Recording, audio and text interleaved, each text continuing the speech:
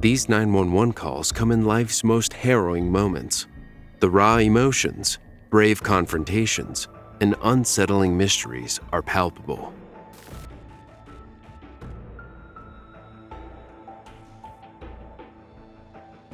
I got upset, so I left the house.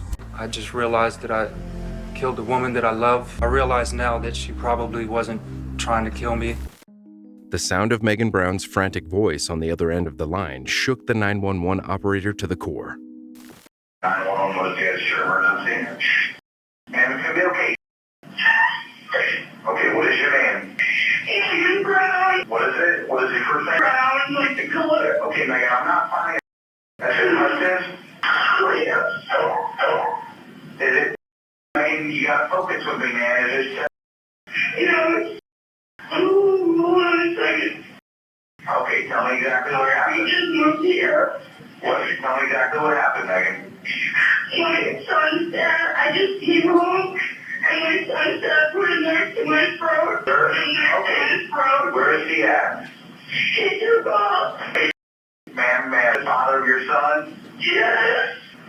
Okay, ma'am, it's gonna be okay. I'm sorry, man. Baby, look at me. You wanna play along the song? Okay, so give me a, It's okay, baby.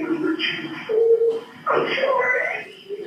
He did not come out here as soon as possible. He literally tried to kill me. okay, you left in a vehicle on foot. On foot, he doesn't have a license. Please. He probably has a joint. Jamie. He had the bike and he had no shirt on. He had... Okay, hold on, Megan. Hold on a second with me. Hold on with that. I already got deputy dispatch for you, so give me a time delay, okay, when that happened, when he cut you with the knife. He just did it 10 minutes ago. Okay, 10 minutes? Yep. Okay, what is his name?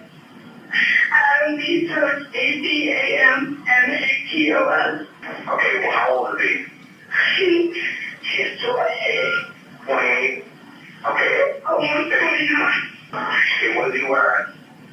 He was wearing no shirt when he left. I don't even remember if he was wearing shorts or not. I think he was wearing shorts and pair shorts and I won't find their shorts. Okay, which direction did he leave on foot? Like, where did he? I don't know. To be honest, as soon as he left, I went down and heard something because he tried to kill Okay, me. Megan, do you need an ambulance?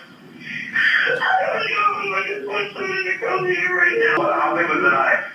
It was like a steak knife. Okay, did he still have it on him?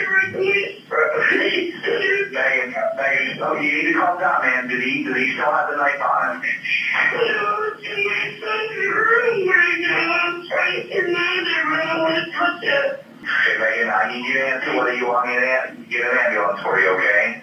I can't leave my son. Okay, it's okay, but do you want an ambulance to respond with the deputies, ma'am, to check out your hand? Yes. Okay, that's fine, that's fine. Oh, I'm so sorry. Okay, and it's on your hand? Yes, my thumb, my left hand, on my thumb. I'm putting the knife in my kitchen. Okay. Now, do you know if he has any other weapons on him? I have no idea. Okay. Is he on drugs or alcohol? Alcohol. Okay. Is he saying medium heavy? He's like 16. He's medium belt. Okay. But compared to people here in Hudson, he's medium. Okay. Think you'll be violent with law enforcement officers? I'm sorry, what'd you say? It's okay, ma'am. Do you think you'll be violent with law enforcement officers? Violent? Yes, ma'am. I have no idea. This is the first time you've ever actually told me. I'm so sorry. It's okay, Megan. Don't apologize. Do not apologize. It'll be quite all right. What was going on? You guys had to come here. Okay. You guys had some kind of argument, or what was going on? Ooh, we haven't been together for weeks now because he doesn't do anything. And I went out with my friends and I came home at like 5 in the morning and he got all pissed off and he was drinking. And he just put a knife right to my throat. I thought he was going to kill me. Okay. Is he known to carry weapons? Because I went out. Okay. Oh, man, my fingers. Oh.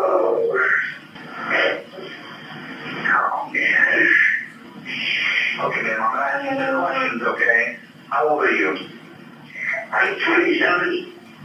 47. It's my birthday.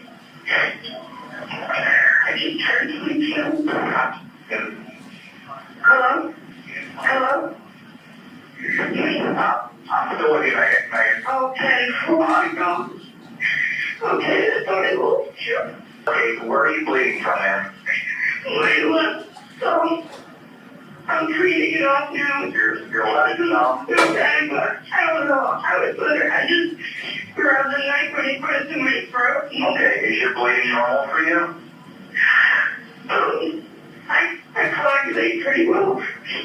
So it's just very swollen and I can... Okay, is your breathing normal for you, Megan? I'm sorry? Is your breathing normal for you? I have anxiety attacks, so to me this is normal, but to somebody else, no, it's not normal. Okay, is the blood spurting or pouring out? No, not anymore. I've been putting pressure on it. I'm thirsty. It's hard line. Gotcha. Do you have a bleeding disorder around blood thinner? No, I don't know. Gotcha. Okay, man. I'm sending the paramedics helping out. Just kind of allow us exactly what to do next, okay? Okay, do not use a tourniquet, and I'm going to tell you how to stop the bleeding, okay? Listen carefully to make sure we do it right. If you haven't already, just get a clean, dry cloth or towel, place it right on the wound, and press down firmly and don't lift it up. Just look, okay? Is the bleeding controlled now? Yeah, I've been putting pressure on it. Okay, you have been putting pressure on it? Okay, Megan, well, help is on the way, okay? You don't have anything to eat or drink, but making sure your cuff's bound to the doctor, okay? And don't remove her arm unless absolutely necessary. Just be still and wait for help to arrive. Now, where are you at right now, Megan? I'm in my room with my son. Okay, you're in your room. Okay, Megan, well, the deputies are almost there, okay? So just go ahead and stay inside the house. Can you lock the door? Yeah, I'm locking my son into my room because there's actually one of them in here. There's a lock on the outside. Okay, well, I'm going to stand alone with you until the deputy gets there, okay? Yeah. He's looking around. He's here, but he's going up the road. What's that? I'm looking for him. Oh, the deputy, okay. Yeah, he might not come directly to you.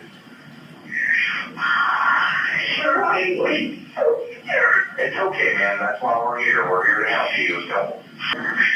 I knew he was going to do that. I wasn't even going to win it out. Gotcha. Understand. Oh, my God. Hey, you see the deputy? Is he outside? Yeah, he's turning around. Okay. Hey, thank God, my son spoke up.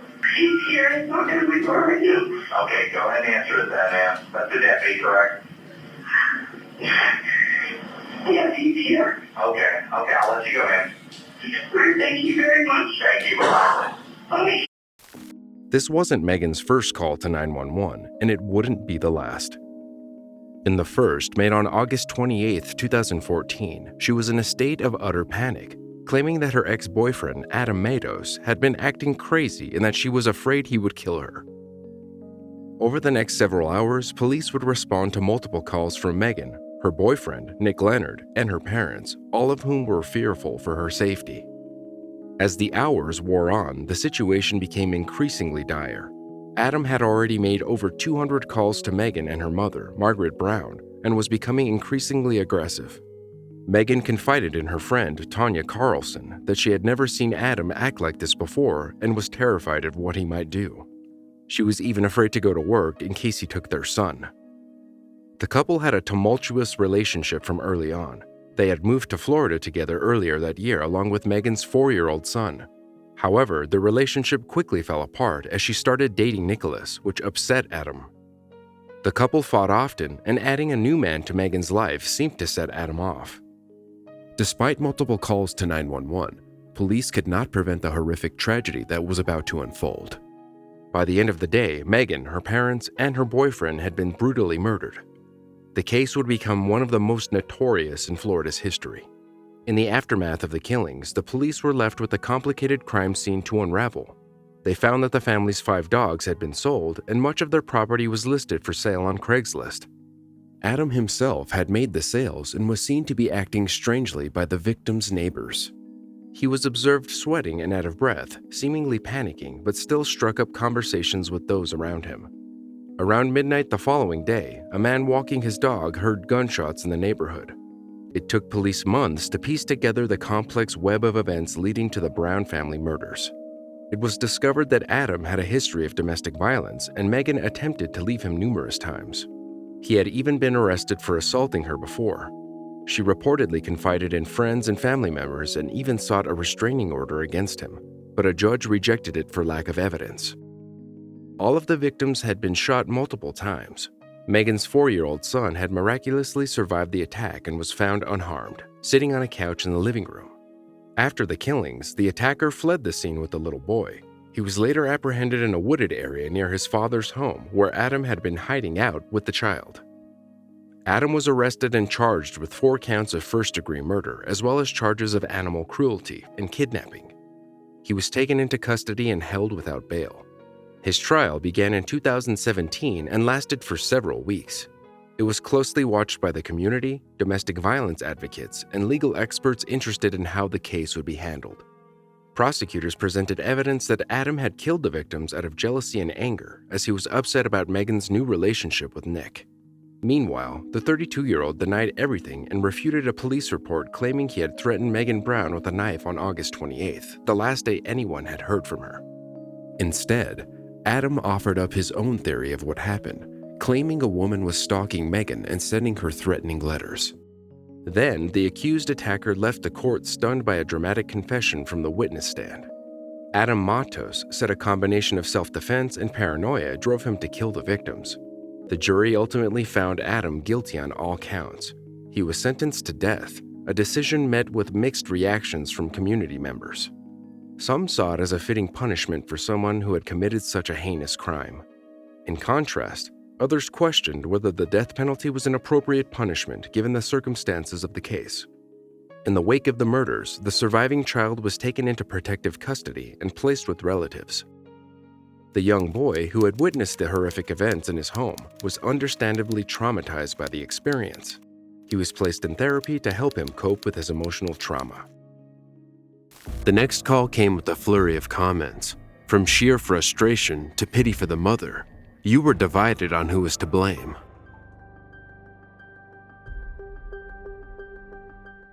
I was yelling, "Call 911, my daughter's been taken," and no one would help me right away. More than 6 hours for detectives to let the public know they were working a kidnapping, and 7 hours to send out an Amber Alert. Heartbreak shook Jacksonville, Florida in June 2013. On that fateful evening, Rain Periwinkle took her 3 daughters shopping at a local Walmart store. During their trip, the family was approached by a man who offered to buy them clothes with a gift card. Trusting the kind offer, they continued shopping with him. In reality, the Good Samaritan, later identified as Donald James Smith, was the opposite. When he offered to get food for the family, one of the daughters, 8-year-old Cherish Periwinkle, went with him. That was the last time anyone saw her alive. Rain frantically called 911 at 11:18 p.m. Jacksonville 911, Robinson. Hi, I'm at Walmart. I'm in turn, I think, been taken. What do you mean? Taken by a stranger. I can't find her. And you say you at the Walmart on Lim Turner? Yes, I am. Okay, where did you last see her at? Walmart.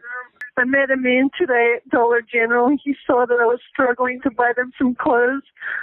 He drove us here to buy us some clothes, and the only reason I went with him because she said his wife was going to be here. Because I told him I don't take rides with strangers. Okay, ma'am. What color shirt? I don't remember what clothes she's wearing because I'm panicking right now. I'm trying not to panic. Okay, and she was last seen with this man? Yes, he said he was going to McDonald's and he hasn't been there because the store is closed right now. Okay, is he a white man or a black man? A white man. He's got white short hair and he's got dark eyebrows. You said dark short hair? No, he's got white hair and dark eyebrows. I had a strange feeling about him when I first met him. And he took her to the dressing room twice, and I was hoping that she would be okay. And I was looking at the shoes, and I didn't want him to think that I was overly protective, freaking out. But now they're not here. And I find it very odd because he knew that. Oh, okay, ma'am. What color vehicle does he drive? It's a white van. Do you remember any stickers or anything on the side of the van? Anything that you can remember at all? Did it have tinted windows or anything? I know he's got carpet in the van. I didn't take a good look. Sorry. And he said what? I didn't take a good look at the van. Okay. Do you remember did you see any tag on it or anything? Was it a Florida tag? No, I didn't look at that. I feel like a fool. Okay. Can you remember what he had on? No, I don't remember anything because I'm panicking right now. Okay, ma'am. What's your name? My name's... He said his name is Dawn. He said he was supposed to meet his wife here, and his wife never showed up, and I couldn't figure out why. His wife didn't even show up at Dollar General. And he told you that y'all were going to meet his wife at the Walmart? Yes. First, she was supposed to show up at Dollar General, and then he was going to meet with her at Walmart. And we've been here probably 2 hours, and she didn't show up, and I have this cart full of clothes that he said he was going to pay for with a $100 gift card, and I had a bad feeling. I thought, well, I feel like pinching myself because this is too good to be true. So I got to the checkout. He's not here. He isn't here. And I'm hoping he's not using her right now because I've had that done to me. It's not fun. She's supposed to go to California in the morning on the plane. And he knows, as I told him this, he knew when the store was closing. I had a bad feeling about him. Okay, how long have you been looking for you? When was the last time you saw him? How long ago? About half an hour ago. So you've been looking for her for a half an hour? Yes. There's nobody in the store. And he knew the store was closing. He said he was going to McDonald's. She went with him. I should have told her to stay with me. He was going to the McDonald's inside the store? Yes, there's a McDonald's inside the store. He wasn't here. Oh, somebody said they saw him, but he's not here. He should have had the nerve to stand here and wait. He must know that I'm panicking by now. Okay, ma'am, where are you in the store now? Are you outside or where? No, I'm in the front of the store. I think I need to hang up because... No, ma'am. Are you a white female, black female? What shirt do you have on? 5'8". What color shirt do you have on? I have on a short black polka dot dress and brown flip-flop sandals. I have long red hair. And you right in front of the store? Excuse me? Who are you talking to? Walmart employee. They're talking to my girls because I haven't had anything to eat. Talking to your who? My girls. Okay, you have more kids with you? Yes, I have two. My other one, I think he took her. Okay, ma'am, you think she's been taken? You say you have other kids with you? Yes, I do. He was giving too much attention. He wanted her to buy these really tall shoes that were women's shoes, and I told him no. I said they're too high for her. I wouldn't even wear shoes that high. Maybe he was grooming her. I hope to God he doesn't kill her, and I hope to God he doesn't rape her. Okay, and when did you meet him today? I met him at Dollar General in Edgewood. I was struggling with my money to buy the girls some clothes, and he saw that what I was doing, and he waited for us outside the store. And he said that he was waiting on his wife to show up. And so I waited around to meet her, and she didn't show up. And then he said he was going to give us a ride over here to Walmart. And then we waited in the parking lot for maybe 20 minutes for her to show up. She didn't show up. So we all went into the store. We've been here about 2 hours, and she didn't show up. And I'm wasting my time standing here. You're not wasting your time, ma'am. We have officers on their way to you. I can't remember what I'm wearing. I need to sit down and be calm and close my eyes and try to remember what I'm wearing. Okay, ma'am. Just stay in front of the store and yes, try to think about what she's wearing and what he's wearing. So when the officers get there, you can tell them, okay? Yeah. Okay, can you think of anything else about the van or anything? It had a line around the van as if it were maybe a metal, not a sticker, but maybe, I don't know how to explain. Like a pinstripe? You remember what color the line was? I think it was dark, maybe like a silver. I don't want him to kill her. Or want to be one of those parents that are going through this. I feel responsible because I told him when I first met him that I was a little bit scared of him because I thought he was waiting to rob us outside the Dollar General because he was just standing there. And he said, well, if you really want that dress, I'll go get it for her. I should have told him no. My girls need clothes so bad, that's why I let him do it, but I'm so sorry. These ladies have to put all the clothes back in the store. Can you remember anything else about him? Whenever you were talking to him, did he sound funny, like he had an accent or anything? Or he said he works for Haberjacks. He said he worked for Haberjacks? Yes. Did he say where they lived? No, I don't remember that. He said his wife is from the Virgin Islands. We had a little chat in the van on the way over. And did he say he lived on that side of town or anything? He said he didn't know this part of town. He wasn't sure about this part of town. Are you outside now, ma'am? Yeah, there's 2 police officers out here, 2 police cars. Okay, go ahead and speak with officers. Thank you. The Jacksonville Sheriff's Office quickly jumped into action, broadcasting a be on the lookout alert for Smith's white van. Around 2:20 a.m., an Amber Alert was initiated. It went out the next day, June 22nd, at 4:21 a.m. An hour later, photos of both Cherish and Smith went out to local media. Meanwhile, a citizen had spotted a suspicious vehicle matching one seen on TV at the Highlands Baptist Church on Rutgers Road. Then, an officer saw Smith's van on I-95 southbound before he was ultimately stopped and taken into custody at 9:05 a.m. But Cherish was not in the van. During the interrogation, Smith told the officers about spending his evening taking drugs with workers. When asked why he was all wet, he said that he sweats profusely while doing narcotics. The 56-year-old had a lengthy criminal history. In fact, he was a registered offender and was released from jail only 21 days before the incident. Later that day came the devastating news. The K-9 team discovered Cherish's body submerged in water in a grassy marsh area behind the church, close to where Smith was initially spotted. A plastic Walmart bag was found nearby. 2 months after the 8-year-old's abduction and murder, the child's mother, Rain, was back in court for a custody hearing. She had previously been Baker acted, meaning she was held for a psychological evaluation after a heated altercation with her ex-fiancé. Reports say Rain had told investigators that she was depressed after the loss of her daughter.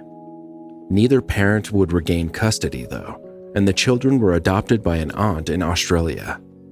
The girl's former guardian ad litem, Patricia Parker, said Rain Periwinkle had the chance to get her daughters back but didn't meet the criteria, which is why the state had no choice but to put them up for adoption. In February 2018, after numerous delays, Donald Smith finally went to trial. The jury deliberated for just 19 minutes before finding him guilty of kidnapping, sexual assault, and murder. And all 12 jurors unanimously recommended the death penalty. In May of the same year, a judge made it official, sentencing the killer to death with the words, "May God have mercy on your soul." However, Smith appealed the conviction, but his appeal was declined in April 2021. The Florida Supreme Court cited that the 5 reasons Smith's team had raised, including the pretrial news coverage, the testimony of the medical examiner, and the prosecutor's opening argument as inappropriate, were not sufficient to warrant a new trial. Despite this ruling, Smith's team can still file appeals with the First District Court of Appeals, which means the process can easily take a decade.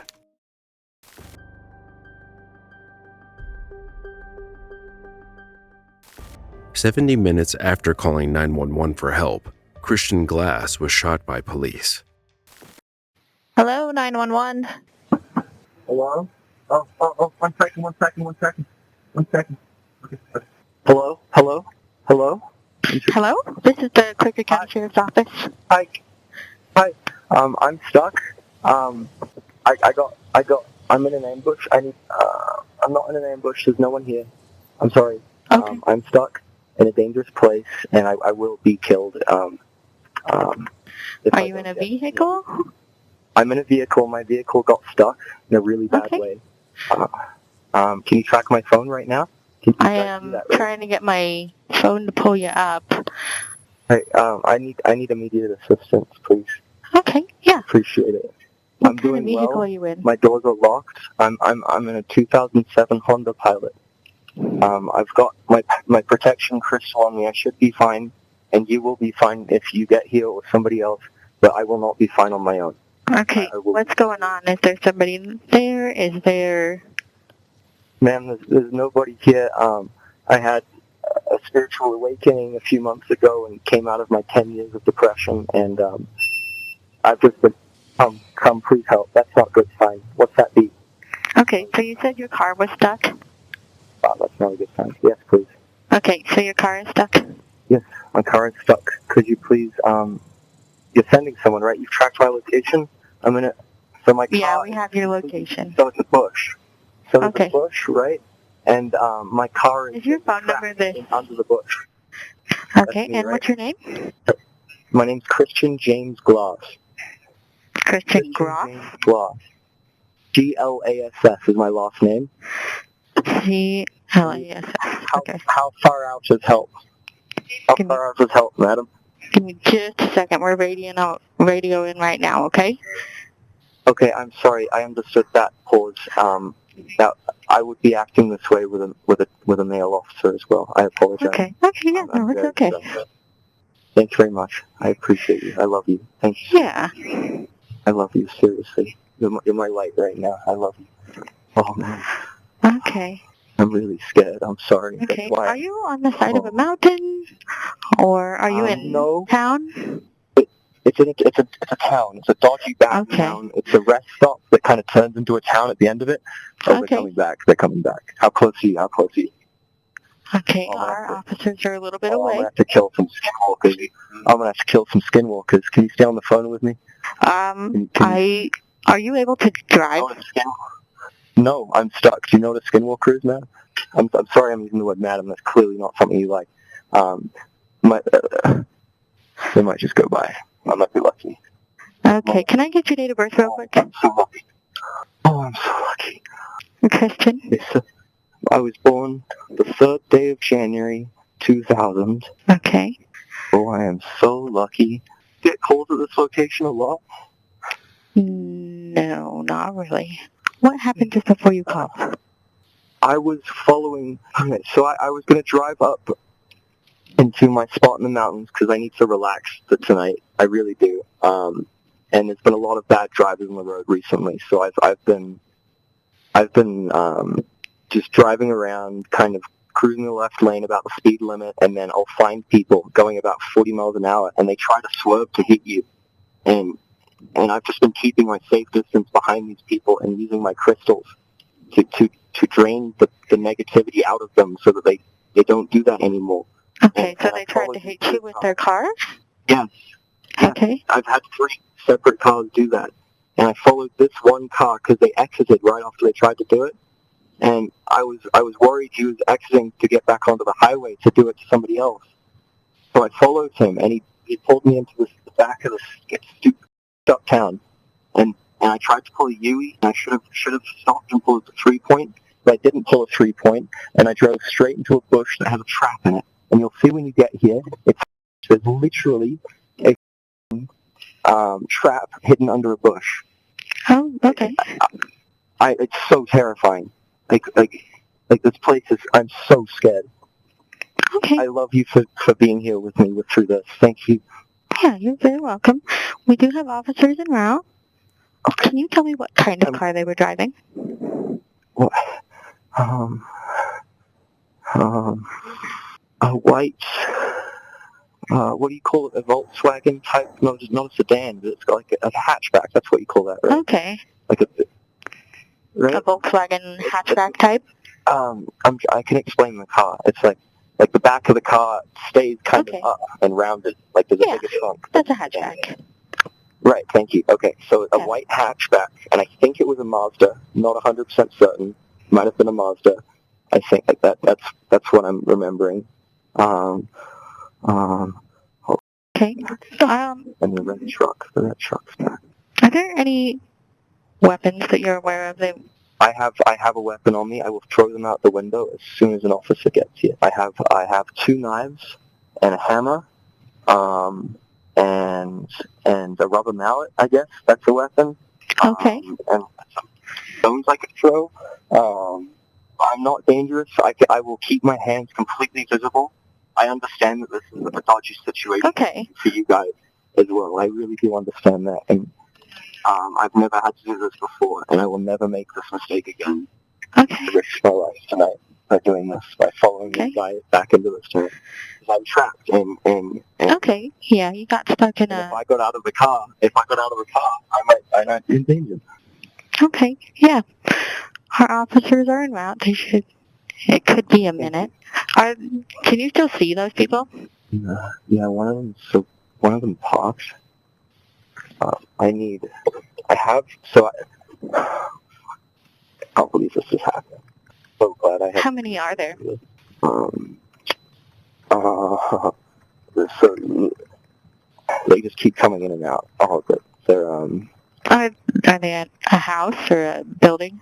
Yeah, there's a few houses back here that they kind of grouped up at. This looks like a f***ed up place, man.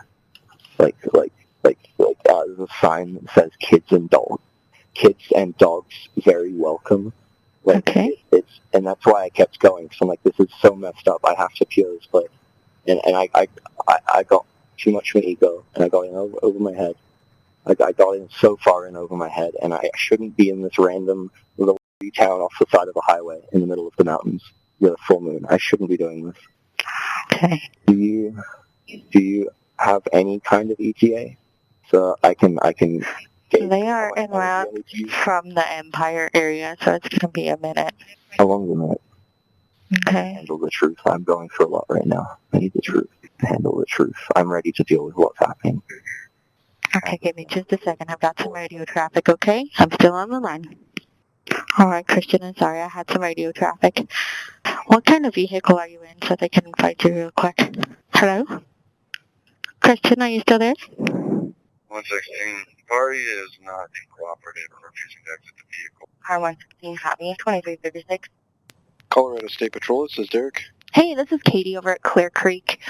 I was wondering if you all had any troopers in, the west end of Clear Creek.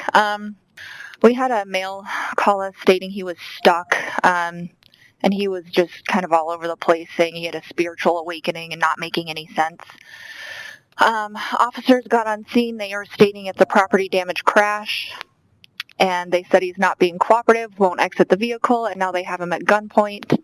If you guys have anybody available for emergent cover, that would be fantastic. Okay. And he does have weapons. He's got knives, mallets, and hammers. And I have a plate if you'd like it. Yeah, what's that plate? Okay, I'll get this out. Thank you much. Thank you so much. Bye. Yep, bye. 61 at gunpoint. Copy 1 at gunpoint. Emergency traffic only. 116, if we can just stage medics until we get this party that we're all code for. Copy, will do. Party focus on windshield. 2345. 116, I copy the wreck. Party is just being passive, not complying right now. He did ditch the knife that he had in his lap into the passenger seat. Just waiting on more cars and more hands. All right. Yes, sir, since we have the time, we have approval for the force entry. Yeah. If you've got more people coming, wait till you get hands and see if maybe 205 can get a report. Yep. 205 on FD. The subject is complaining that he vomited at least once. Going to be becoming more of a negotiation situation to try and talk the party out. Go with vehicle, so you can reach out to any responding units, yell the sirens before they get on the scene.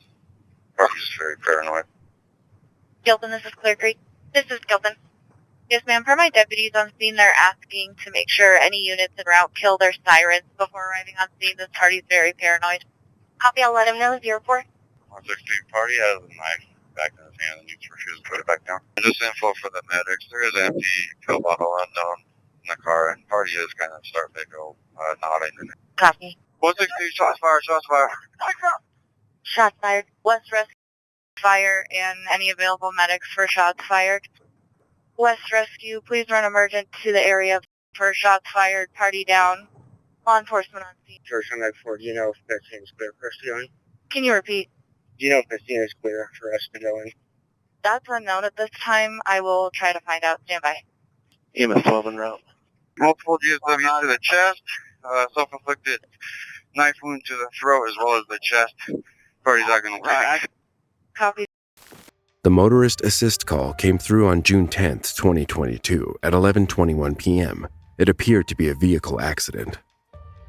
According to officers, 22-year-old Glass immediately became argumentative and uncooperative with the deputies and had armed himself with a knife. Body camera video of the incident released by the family shows Glass offering to throw the weapons out of the car and a responding officer telling him not to do so. Because you already said you have weapons in the car. Okay, I'm going to pass them out. No, do not throw them out. Do not touch them. Do not reach for them. Responding deputies can be heard asking Glass to exit the vehicle several times. Step out of the car now. When an officer asked if the man had taken drugs, he started by answering, "I smoked. I've been..." before becoming distracted by a policeman placing what seemed to be tack strips behind his car.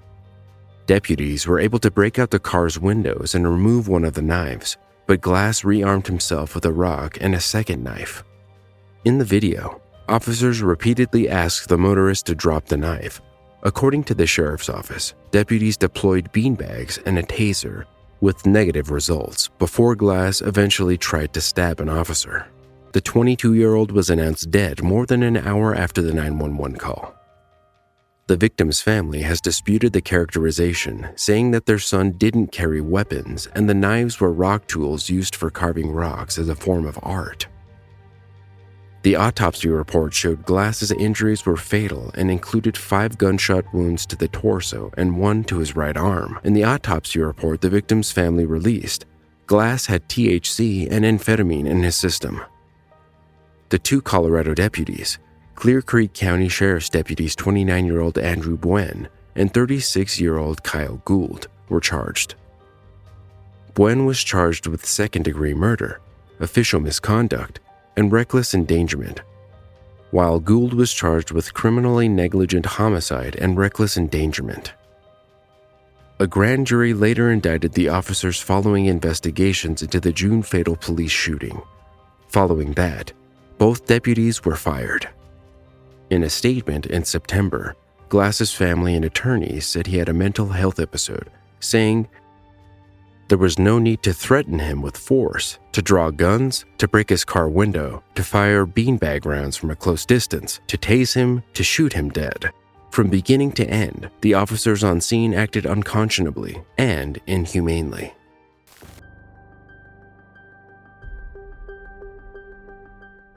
I found this call that has made headlines globally. Now, for the first time and exclusively on True 911 calls, it can be heard translated into English. Alo. Bună ziua. Bună ziua. Vreau și în legătură cu... What is the emergency? Hello? Hello. I want to talk to the police. What happened, madam? What's your name?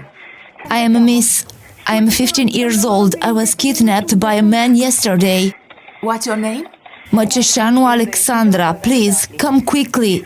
I don't know where I am. What do you mean you don't know where you are? What locality? In in Caracal. He took me to Caracal, but I don't know exactly where. Well, give me a location where you are in Caracal. How do you think we can find you? Hello? Yes, wait. Please, don't leave. Were you raped?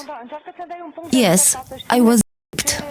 Yes, stay on the phone, but try to give me a location to know exactly how to find you. He came. Come quickly, please. 112, ce urgență aveți? Unde ești în Caracal? 112, what's your emergency? It's me again. Where are you in Caracal? When he first took me, he blindfolded me, but before that, I saw that we were near the dam. His name is Popescu Lucian Gabriel. Near a dam. Popescu Lucian. Well, and where are you now? Can you see anything? I cannot see. I'm locked in a room. All I can see is a gate. Look at... And how come do you know this man? Tell me this. So, yesterday I was hitching to go into town and he picked me up. He locked the car and he told me he could take me. You are hitchhiking. The license number, do you remember it? No. What car? What color? The car was gray and the front was flat. The front was flat? Yes. So that's all you can remember. And now you are locked? Did you pass by the dam? Yes, I saw the dam when I locked for the first time. But now I don't know. I think I'm in Bold or something. I don't know. Okay, you have your phone with you, don't you? Yes, but he took it. I'm calling from another number now. It doesn't matter. Where do you have this number from? What number? This one, from where you are calling now. Where do you have it from? It's his phone. I found it here. His phone? Yes. It's his phone. Good. Yes, madam, please, send someone. I'm scared. Enough. Hold on. I believe you. Stay on the phone if you can. I'm scared. I'm scared. Alo? A trecut. Pe lângă Dig, de ieri e răpită. Ăsta e telefonul lui. Hello? Police? She passed by the dam from what she told me. She was kidnapped yesterday. She's calling from his phone. Please, come quickly. Where shall we come to? Tell us, tell us. What? Where? I don't know exactly. I passed by the dam. I think I'm in Bold now. It can't be anywhere else. Where? In Where are Bold. you? In Bold? In Old Country? Yes, look, hold on. I found an address. 9 Antonius Caracalla Boulevard, DA. You stay there, stay Come there. quickly, 9 I am Antonius scared. Caracalla. Is that right? What block is up there? You said it's a block. It is not a block, it is a house, a courtyard. Okay, stay there. A squad will come, okay? She's locked. Please, come quickly. I am scared of him. He has beaten me. 112, ce urgență aveți? Doamna, ați trimis pe cineva, că cred că se întoarce și mi-e frică că... 112 was the emergency. Ma'am, did you send anyone? I think he is coming back and I'm scared. He will beat me. Yes. Have you talked to the police? Yes? Yes, with you. What did the police say? They told me they will send a squad, but please, Hello? come quickly. On the phone again. Yes, miss, tell me. Please, did you send anyone here? We did stay there for... They cannot fly in 2 minutes. Young ladies, stay there, yes? Come, please. I am scared. Well, who are you scared of? Hello? Of him. He beat me. Who is him? His name is Popescu Lucian Gabriel. Popescu Lucian. Where is he living? I said Bold. 9 Antonius Caracalla. This Popescu Lucian, is he living there? I don't know. I found this business card. I thought maybe it's his card. Well, is this not his business card? I don't know. Oh, you don't know that either. Okay, stay there. A squad will arrive in 2-3 minutes. Hold on. Please, stay on the phone with me. I am scared. Please. Miss, I cannot stay on the phone with you. We have other calls too. Stay there for our police will come. Yeah, it will definitely come 2-3 minutes. What the... Okay. Yes? Calm down a little bit, will you? I am scared. Try and calm down, well, will you? Calm down and the police will come. They are on their way. Okay. Please. Clear the phone line. If we are talking on the phone, the crew will not be able to talk to you. Okay. Okay. Yes. Okay. Good day. Alexandra Machishanu placed 3 frantic calls to the emergency number 112. Rather than taking the calls seriously, the operators and the authorities responded with irony and sarcasm.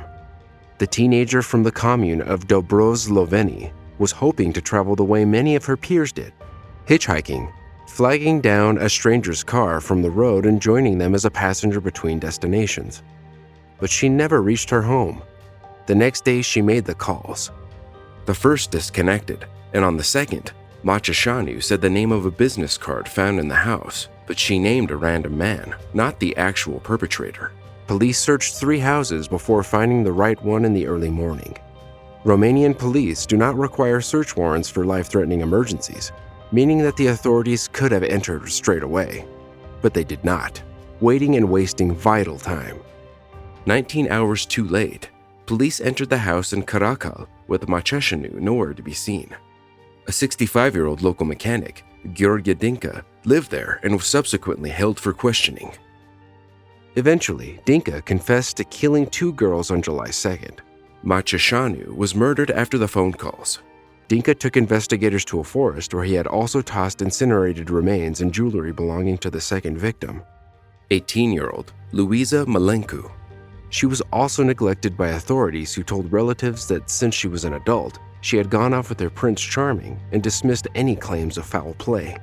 Dinca had initially refused to cooperate but then gave in, admitting to the kidnappings, assaults, and murders. The suspect first said he was working on cars during the time frame of the crimes. Protests erupted across Romania with more than 2,500 demonstrators marching. In August, more anti-government demonstrations continued, turning violent as a way to voice their disdain over dramatic political overreach. Many blame the current government administration for a recent wave of lax policies. Rising to power around late 2016 and 2017, Romania's Social Democrat Party, spearheaded by Prime Minister Viorica Dăncilă, was responsible for a number of legal changes that lessened the impact of sentencing. Police could have been hesitant because of the new system, but their actions indicated a disregard for human life. Multiple officials, such as the national police chief, were fired or resigned as mounting criticism over the handling of the case came to a head. Education Minister Ecaterina Andronescu lost her job when she blamed the victims for their own deaths. On August 3rd, highly contested forensic anthropology procedures and DNA testing confirmed that the bones belonged to Maceșanu. Romanian outlets covered the case far more than publications in English, leaving facets of the evidence largely untranslated. There were allegations that investigators knew Dinca's car was connected to both cases, as surveillance footage of his gray station wagon was in both case files. In the early stages of making connections, no one looked to see who owned the car to link the same vehicle to the 2 crimes. Finally, prosecutors officially charged Dinca with human trafficking, child trafficking, 2 counts of sexual assault, first-degree murder, grave robbery, and desecration of corpses. But, to the family's dismay, the law never established the killer's connections to the trafficking rings of Romania, just to the individual crimes. Police Chief Ioan Buda has been sacked and Interior Minister Nicolae Moga has resigned, but critics are demanding more resignations.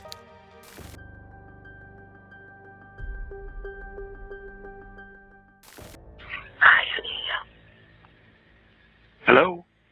I need help. Okay, where are you located? I'm sorry, ma'am, I can't hear you.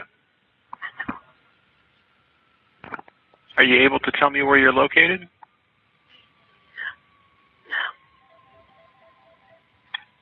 Are you at a... 553 Sheldon Avenue Southeast. Please hurry now. Okay, I got Sheldon. What's the number? 553. Hurry, please. Hurry up. 553 Sheldon. Okay, can you tell me what's going on there? You just hurry up, please. I'm gonna die. You already killed my name. You need to hurry up, please.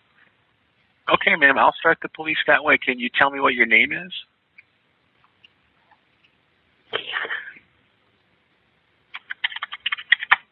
Who's the person who's causing trouble there? Please hurry up.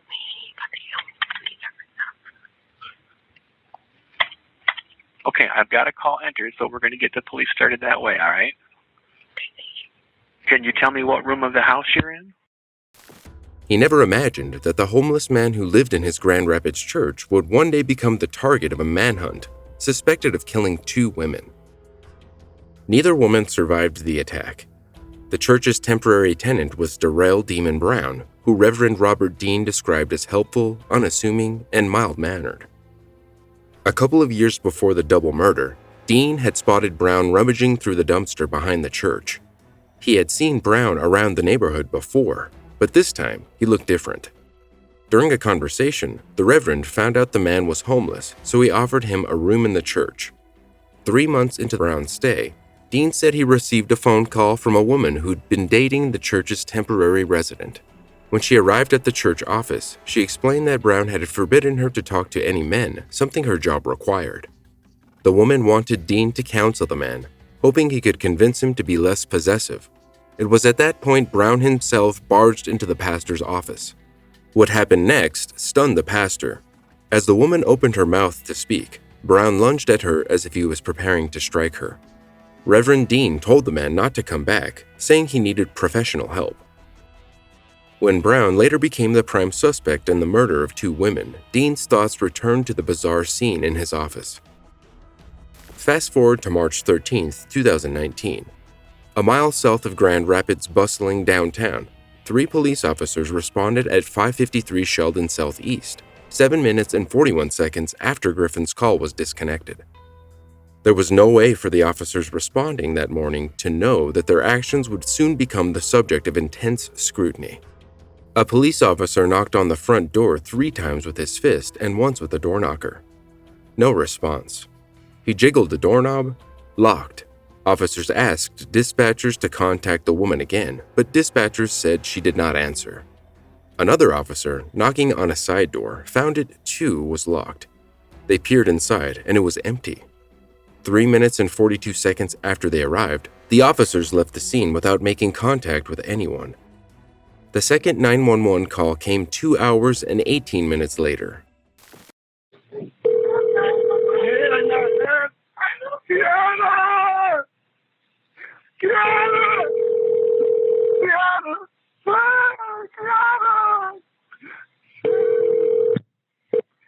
911 emergency. From the 553 Sheldon, my sister not moving. What's the address? 553 Sheldon, there's blood everywhere. My sister is not moving.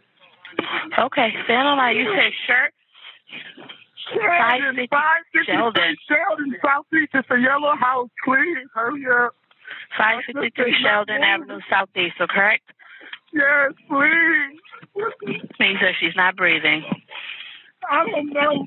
She's not moving. I'm holding her head, please. Okay, all righty. Stand on line with me. I do have fire and police on the way. Stand on line with me. We're going to connect over to medical, okay?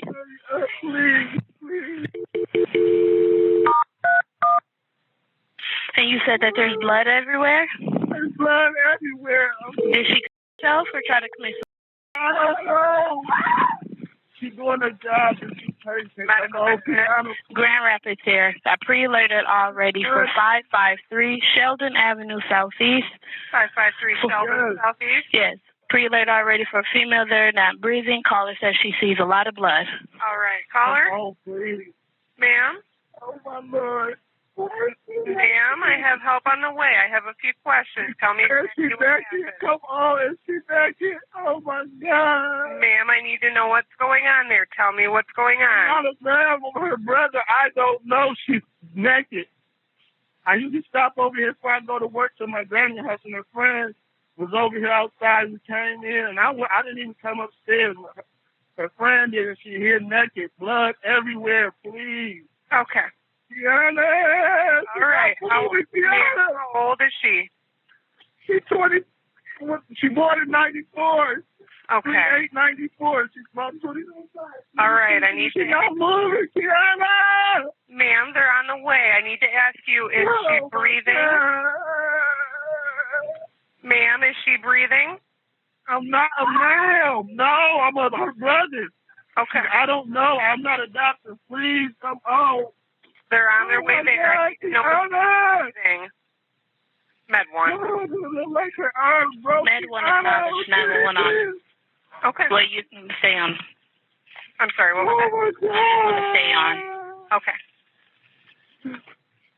Where is she bleeding from? I don't know. It's just somebody stabbed her. Right here. Yeah, somebody stabbed her or something. She's been stabbed? Yes, it's blood everywhere. My little sister is naked. Please come on. Okay. Sir, they're on the way, okay? All right. Is she breathing? No, I don't know. I don't know how to tell. She's not moving. I'm yelling at her name. She's not moving. Okay. Please. All right. They're on the way there. I need you to tell me now every time she takes a breath in. I need to know if she's breathing. I'm not. She's not moving. It's like she's not blood breathing. everywhere. Like she's been bleeding for a long time. Okay. Someone had shot her 4 times, including once in the face. Kiana Griffin had turned 25 just days earlier. Grand Rapids police returned to 553 Sheldon for the second time that day just 7 minutes later. The victim's aunt, Shirletta Baber Bay, was found under a blanket on her bed upstairs. The first dispatcher had missed the crucial words, "He already killed my auntie."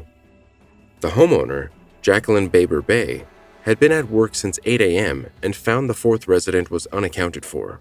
Shirletta's boyfriend was missing. The boyfriend had lived in the home for at least 2 years by then, but the family knew him only as Jay. He didn't have a job, didn't use Facebook, and nobody knew anything about his family. All the victims' loved ones knew that Jay had gone to jail for failing to pay child support. It turned out to be one of his stints in lockup that helped reveal his true identity. Detectives found jail mail in the closet.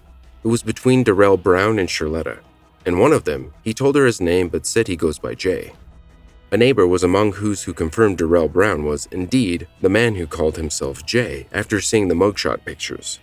While searching an alley northwest of 553 Sheldon hours after the murders, a detective captain spotted a hastily tossed box of ammunition. It later matched the casings found at the crime scene. The weapon they found had been stolen in 2017, and the female owner had filed harassment complaints. In that report, her ex-boyfriend, known as Jay, had been harassing her by cell phone. The two had dated when the gun was stolen. According to the police, in the days after the murders, officers canvassed the area for surveillance cameras and found multiple videos showing Brown's path of travel that afternoon. Even as detectives scoured 553 Sheldon for evidence, cameras subsequently captured Brown on foot a mile north of the crime scene 2 hours after the bodies had been discovered. The Grand Rapids Children's Museum on Sheldon at Fulton Street was among his post-murder stops.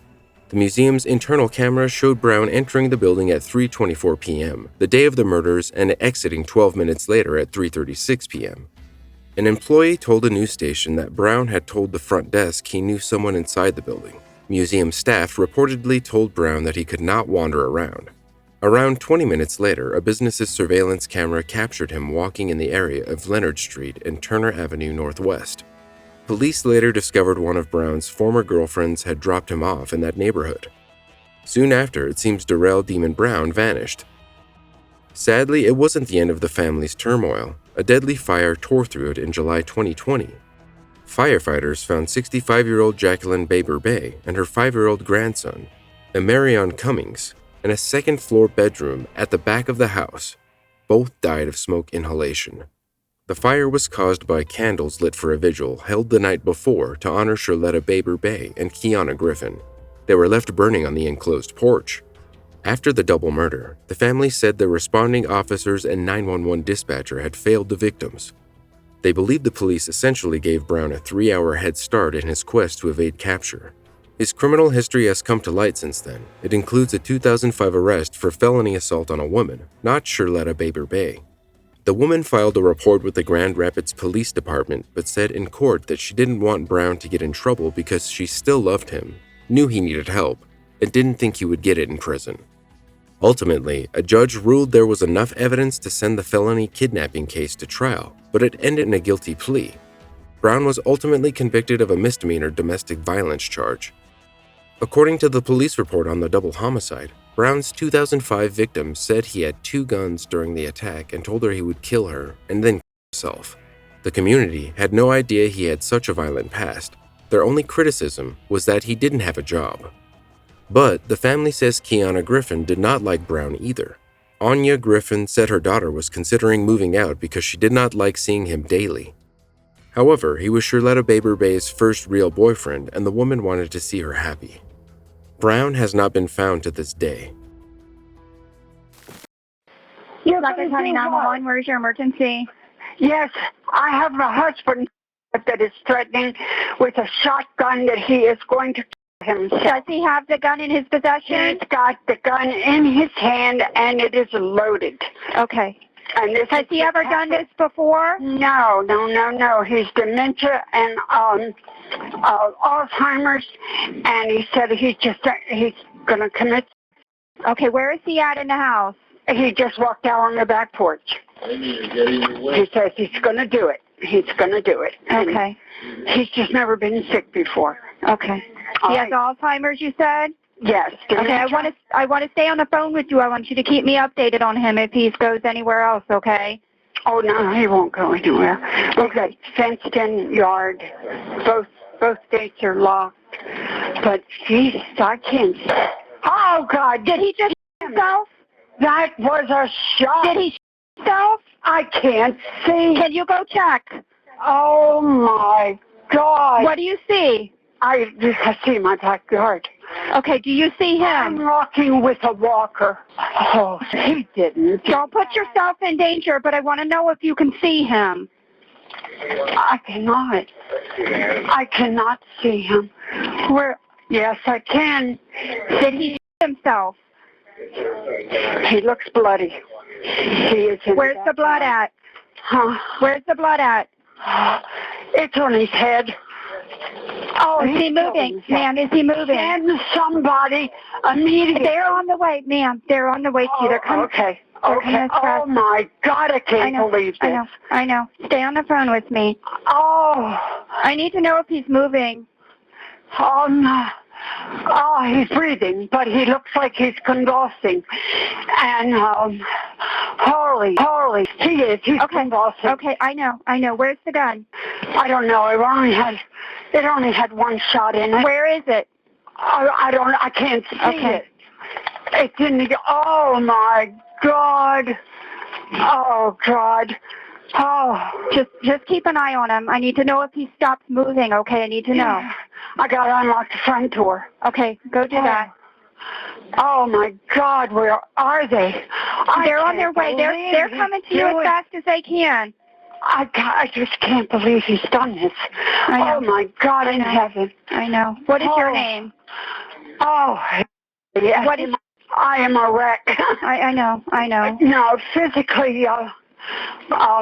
you're not hurt or anything, correct? Oh no, I have problems, but they're not connected to this. Okay. Oh my! Is he still convulsing? Let me go see. It seems like the blood is on. Okay. It's the best I can. He's still moving. Okay. He's kicking his feet, but let me tell you what, his face is swollen. Okay. Do you see the gun? Do not. Okay. It's that death rattle, honey. I know. Misty, come with Mama. She's a poodle, a little poodle. Can you put her away? Oh, she's no danger. Okay. No. She just wants to get to him and love him. I know. Oh my God, where are they coming from? I know. It seems like a long time, but they're coming to you as fast as they can. I have several units. Units on the way. Oh my God. I know. I cannot believe this man. What happened? What's going on with him? He has dementia and Alzheimer's. We've only been diagnosed about 9 months to a year. Okay. They've been working on medication to leave it, level it out. The last couple of days, he has been dehydrated. I took him, his doctor was busy or off yesterday. They told me to take him to Mediquick, and I did. Okay. They decided they could not. Can you hear me? Yes, I can hear you. Okay. I'm watching him. I know. He's not. Is he still moving? He's not moving. He's not moving at all? Yeah, he moves that time. He's swelling. His face I know. That'll swelling. happen. Yeah, I know. My unit's coming on scene, okay?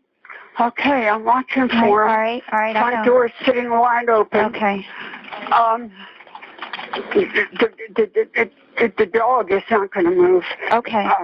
Misty, can you pick the dog up so the dog's not in the way? As soon as somebody comes, I am with the walker, honey. Okay. I understand. I understand. Oh my God! He said he's not going to live like this. I know. how I told him I've been fighting for my life for 9 years. I had cancer. He helped me pull through it. Come here, Misty. Come here. Yeah, my deputy's there. Yes, okay. Yeah, so he'll be coming in, okay? All right, he's right out front. Okay. I'm going to call a neighbor. Okay. Thank you. It was April 2017, and Josie Gammon, a seasoned dispatcher at the 911 call center, had just finished speaking with a woman who had found her husband unresponsive in the bathroom. Moments after the call ended, another call came through, and Josie answered, ready to help. But this call was different. Within seconds of Josie picking up the phone, she heard a loud gunshot. Her heart raced as she tried to keep calm and focused. On the other end of the line was a woman whose husband had just taken his own life. The grief and shock in the woman's voice were palpable, and Josie knew she had to be strong for her. Despite the weight of the situation, the dispatcher remained composed and compassionate. She listened as the woman poured out her heart, and she did everything in her power to comfort her. When the paramedics arrived and pronounced the man dead, Josie took a brief break to collect herself. But her job was far from over. She returned to her desk, wiped away her tears, and resumed her 12-hour shift. It was just another day in the life of a 911 dispatcher. However, Josie's incredible strength and professionalism did not go unnoticed. Sheriff Rick Stelly decided to spend 4 hours at the 911 dispatch center to mark his 100th day in office. As he listened in on the calls involving deaths, he was struck by the gravity of the situations and in awe of Josie's ability to handle them with grace and compassion. Josie Gammon may not wear a cape, but she is a true hero in every sense of the word.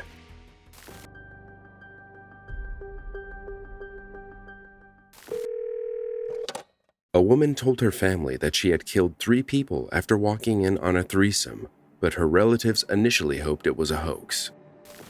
Gadsden County 911, 567, what's the address of your emergency?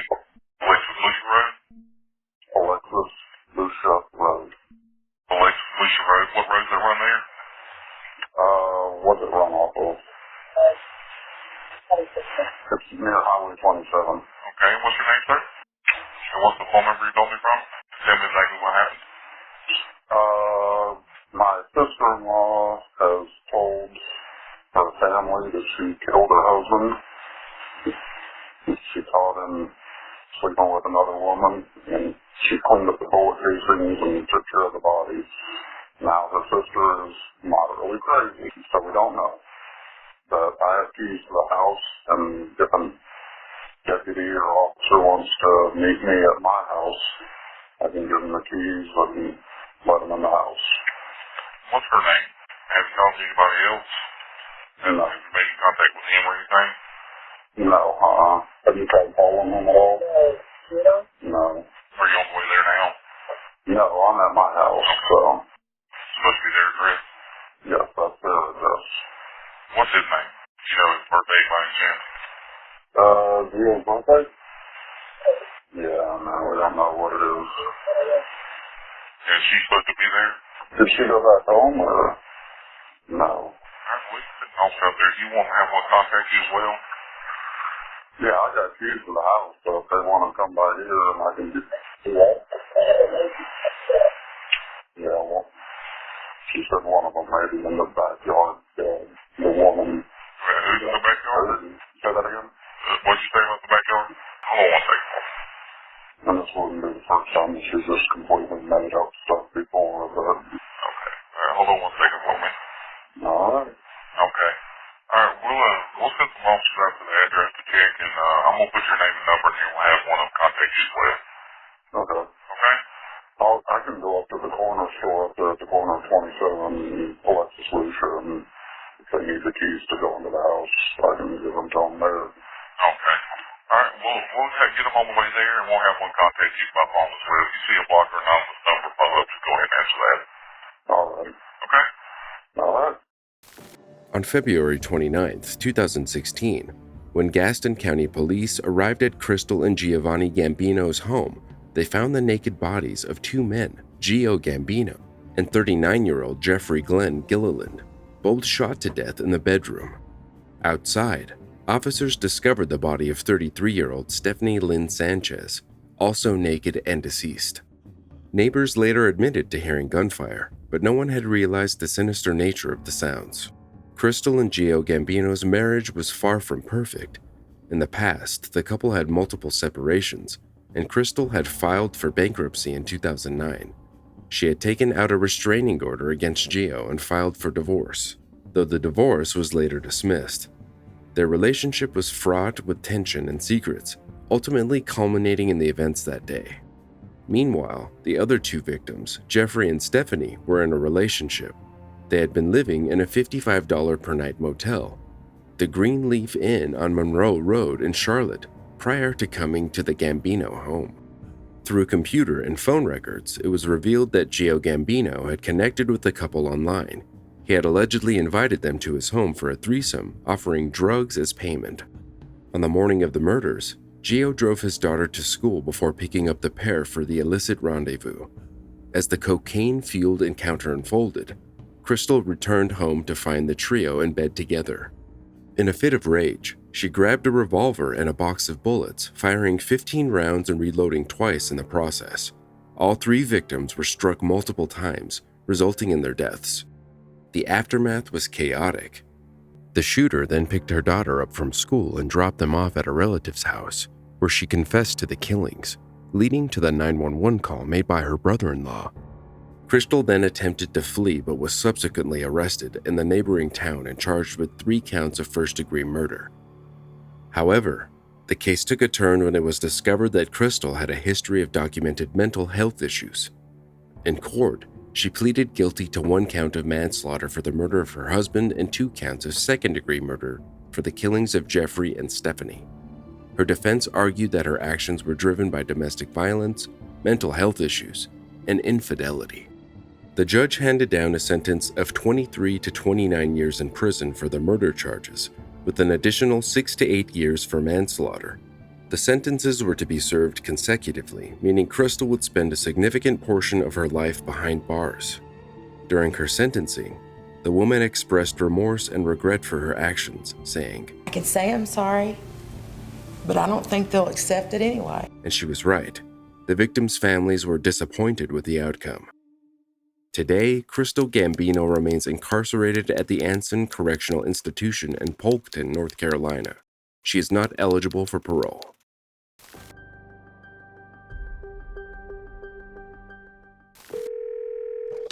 The prisoner who escaped and called 911 won't be counting on popularity in jail to save him. 911, what's your emergency? Yes, man. You're probably not going to believe this, but I'm a prisoner in a van, and I'm here with a couple of the other cats and a couple of the guys that were in the van. Jacked the van. We're at the hospital. They stole the van. Where are you, sir? Weatherford. I have no idea where we're at because we're in a PTS, like all over the country. We're on transport extradition back to a couple different states. Where are you at, sir? Where are you? We're in Weatherford. I mean, I don't want to leave the van, so I'm not going to walk up because we pulled into some little like grass alley. And they stopped and we were gonna. I was just gonna leave it alone. We were just gonna leave it alone, but we voted on it. Sir, I just need to know where you are. I understand you're in Weatherford. I can't tell you that. I don't know. We're in Oklahoma somewhere. I don't know because we're not on the road and I'm not from here. We're back in some yard and they. You want me to walk to the corner because I just don't want to get shot by no cops or nothing. Sir, there's guns in the van and. You know what? I appreciate your phone call, but the only thing I can do to help you is to know where you are. Do you see anything around you? I'll walk to the road, but I just want it to be noted that I'm in the van right now and I'm shackled up. It's not gonna look good walking to the street because they opened the doors and they busted through one of the doors. We were at the hospital. One of the guys had an emergency. Sir, I'm walking there right now. We know the situation. We just need to know where you are. Okay, well, I just don't want to forget. All right. Can you notify that dispatch or police or whatever that I'm walking, so I don't get I will let them know, okay? Right, I just need to know your location. I'm trying to walk. There's not even any cross streets. There was if you turn by Little Caesars, if you turn right, because we went there for lunch, if you're coming from the hospital on the frontage road, and you turn right, leaving the hospital, and you go down that frontage road about a mile. There's a big camper in front of me. I'm still walking. I'm shackled up, and I can't walk fast. Where are the rest of the prisoners? and we're all in the van. The two of the dudes took off. The two dudes that were doing whatever they were doing. They took off and they unlocked their and they grabbed their property and they took off. They grabbed their property and took off. Yeah. On foot, sir? What's that? They're on foot? Yeah, they're on foot. There's two of them. Okay, so you said turn right by Little Caesars. Yeah. Hold on a second. There's a stop ahead sign. There's a couple of brown. There's red brick buildings. Hold on a second. Hey, stop! No one wants to stop. There's the cops right here. The cops are right there? The cops are right here. Hey, come here. Sir, are you chained? You're chained, right? I got him right here. I got a SWAT Park Ranger right here. SWAT right Park here. Ranger. The van's back here. SWAT Park Ranger. You're right there with our inmate. SWAT Park Ranger. Where's it at? Hey, get on the radio. Get on the radio. Get in there. Move that. There's guns in the car too. All right, get in there. Who is this? Sir? Hello? Sir, we got it under control. This is 911. Who is this? This is Park Ranger here at Weatherford. This We're is on the radio right now. Weatherford PD. Where are you? We are right north of the point in Weatherford. North of the point in Weatherford. SWASU has the Yeah, inmate. the point North of the shop. point of Weatherford. SWASU has the inmate. We got it. We're here. Okay, I'm just letting other officers know where you are. I got to get off here. We're on the radio. Okay. In Weatherford, Oklahoma, Joshua Silverman was given a chance to flee when two other inmates hijacked the van he was transported in. Unexpectedly, instead of making a run for it, he dialed 911 and alerted the police about the escape. Guards from the prison transportation service drove the security vehicle to the hospital to drop off ill inmates. But while they accompanied the sick prisoners, the other 8 stayed in the car, unsupervised. And the keys were in the ignition so the inmates would have air conditioning. 2 decided to take the chance to escape and kicked out a partition in the van before moving up front and driving off. About a mile later, the inmates ditched the vehicle to flee on foot. However, Silverman, one of the 6 inmates left behind, was reluctant to escape. He was still shackled when he called 911. He was originally in custody on drug-related charges and was being taken to Wisconsin when the van was hijacked. Court records indicate the prisoner had been convicted of bail jumping, drug manufacturing, and disorderly conduct over the past few years. Thanks to the inmate, police were able to locate Burns and Coleman faster. They were recaptured and taken back into custody. There were 2 very different stories about what happened during this home invasion until police released the calls.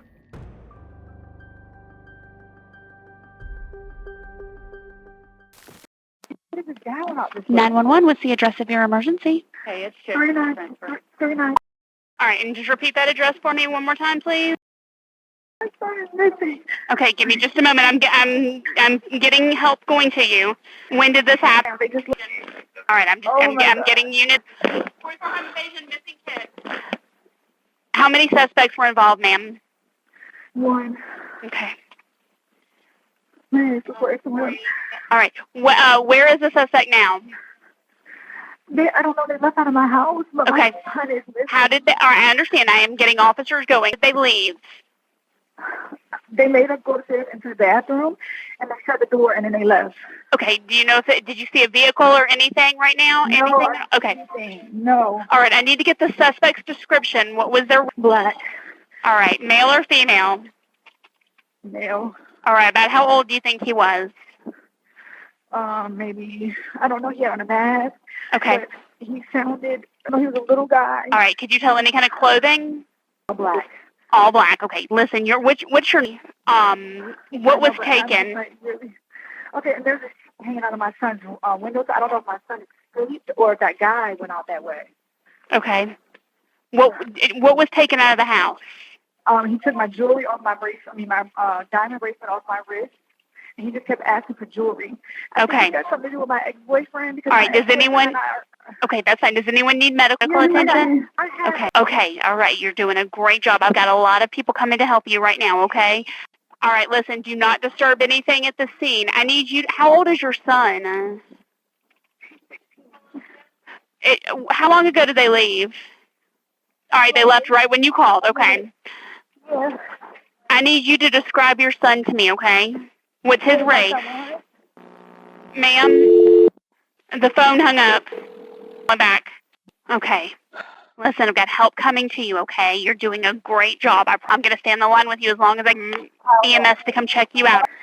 I think they were trying to avoid the cameras by going out the front. I think that was them that tied up the. Where's my son? What are they?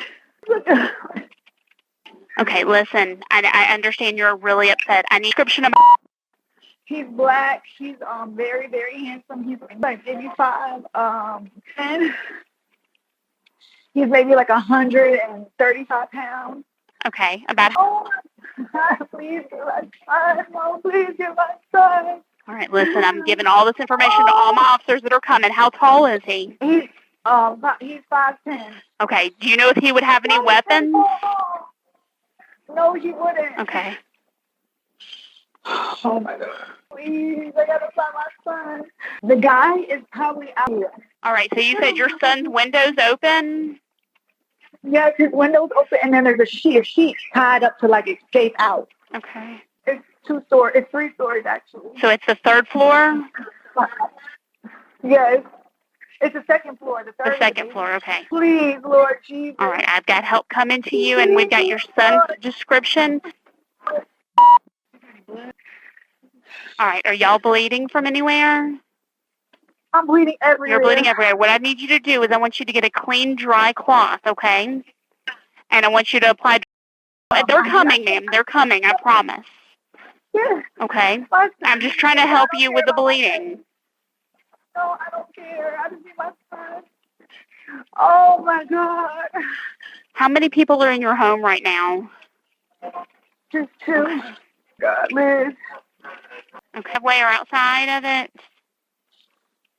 Okay, ma'am, my officers are directing me to ask you to walk, if everybody can walk outside the house. Oh, my God. I'm trying to find something to put on. They want us to go outside. The calls were made on July 10th, 2018. They came from NFL star LaShawn McCoy's Milton house on the day his ex-girlfriend, Delicia Corden, was brutally beaten during a home invasion. This was not the first time officers had been called to the Atlanta home. In fact, there were 3 other incident reports. On July 3rd, 2017, an officer responded after an altercation between McCoy and Corden. The NFL star was the only person present then and said the two were having problems and had broken up. McCoy claimed his ex-girlfriend had followed him to Las Vegas and accused him of cheating. She had been posting about their relationship issues on social media. The footballer had started an eviction process against Corden. No allegations of physical abuse were made. While police were still on the scene, the woman showed up and was taken into custody for an active warrant from the Atlanta Police Department. The next incident was surrounding Corden moving out. In April 2018, responding officers were told the couple had worked out their differences. The argument was allegedly because McCoy was moving furniture out of the house that Corden wanted to keep. They agreed to leave it in the home. Again, no charges were filed. The third incident report was the same argument. Items were being removed from the house. Corden was out of town this time and saw the movers through a doorbell camera. McCoy's mother, who was at the scene, told police her son asked her to move his things out of the house so that he didn't have to deal with his ex-girlfriend. The movers put everything back inside the house. A month after the July call, Corden filed the lawsuit claiming McCoy abused his son and dog during their time together. The footballer denied all the allegations against him. The two settled an eviction lawsuit that allowed Corden access to the property she was staying in to retrieve some personal items. In September 2018, it was reported that LaShawn McCoy was not expected to be charged or face punishment from the NFL for domestic violence allegations. Milton police didn't believe there was enough evidence to proceed with a formal charge.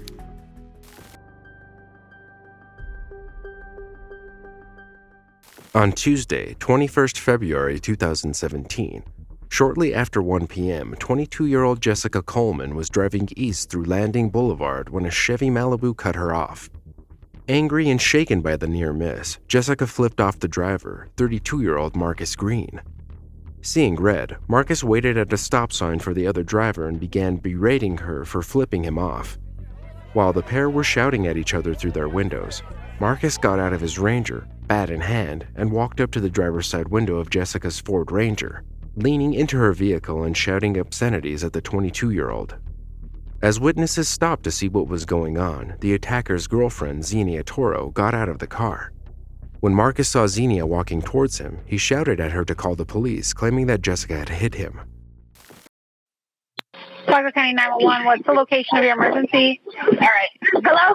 Yes, this is 911. Hi, I'm at Town Center right now, and a girl behind us just crashed into my boyfriend's car, and we're stuck over here. She put her hands on him and everything. Hold on. Where at Town Center? We're over here by the Hibbett Sports and Dunkin' Donuts. Okay. Please hurry up, please. We're getting them headed that way. What kind of vehicle are you guys in? We're in a Malibu. What color? A white Malibu. White Malibu. What kind of vehicle is she in? She's in a black Ranger truck. You guys okay? Okay. I got him on the phone. Are they still fighting right now? Yeah, well, there's somebody behind us that watched everything that went on, and she's separated from him right now. Okay. But I'm trying so hard not to put my hands on this girl. Yeah, you don't want to do that. I have help. We on have the way two to children you. that were in the car, so that's why. You guys are right by Hibbett's and Duncan, correct? Yes. Yeah. Yep. Okay. And what's your name? I see one of the cop cars over there. Okay. I want you to wave him down, okay? Okay. I think he sees us. I hope so. Okay. I'm going to go ahead and let you go then. Okay. Thank you. You're welcome. All right. Bye. Bye-bye. But Xenia wasn't the only witness to call 911. Flagler County 911, where's your emergency? Right here at Dunkin' Donuts on 100. There's like 3 cars, but this black guy is beating on this woman.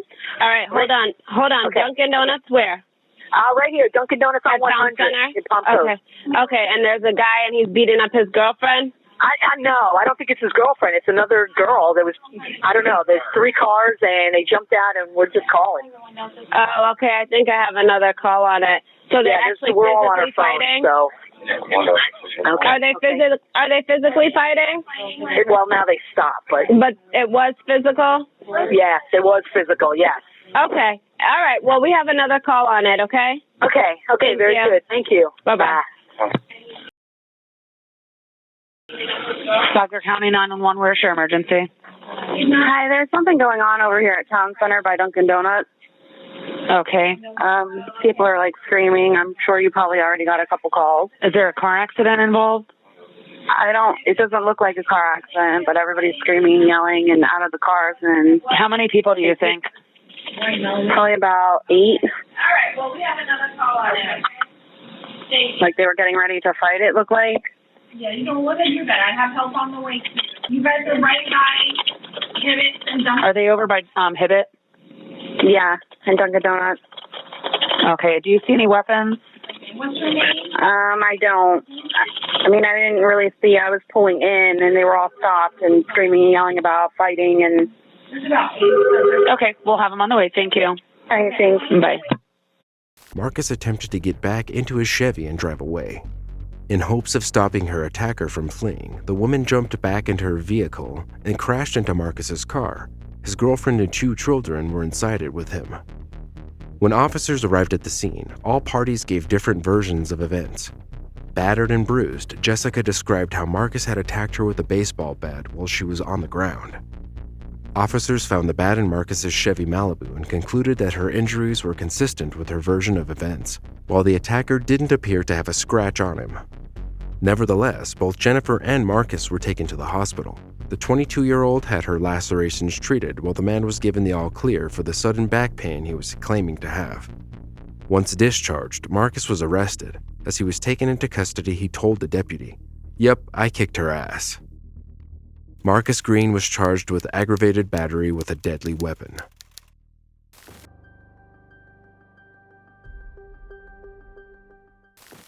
Oh, 911. Hey!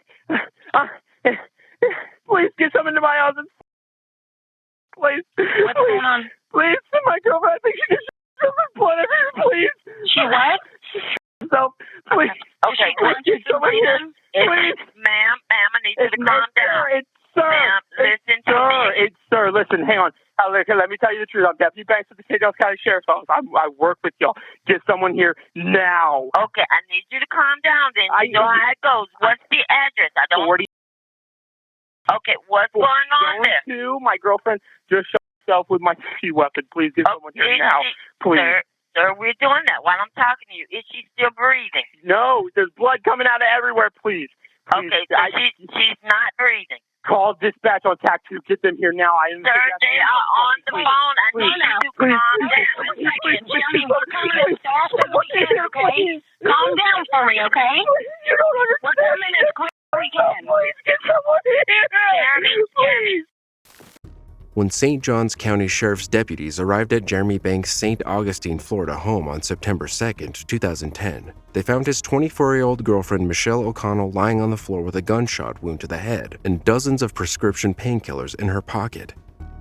Despite the efforts of the first responders, O'Connell was pronounced dead close to 11:48 p.m. that night. Deputies found Banks, a fellow county sheriff's deputy, crunched at the bathroom door, clutching his phone. The gun was found on O'Connell's left with the tack light on the firearm switched on. Outside the home, some deputies and detectives started to conclude that O'Connell's death was self-inflicted.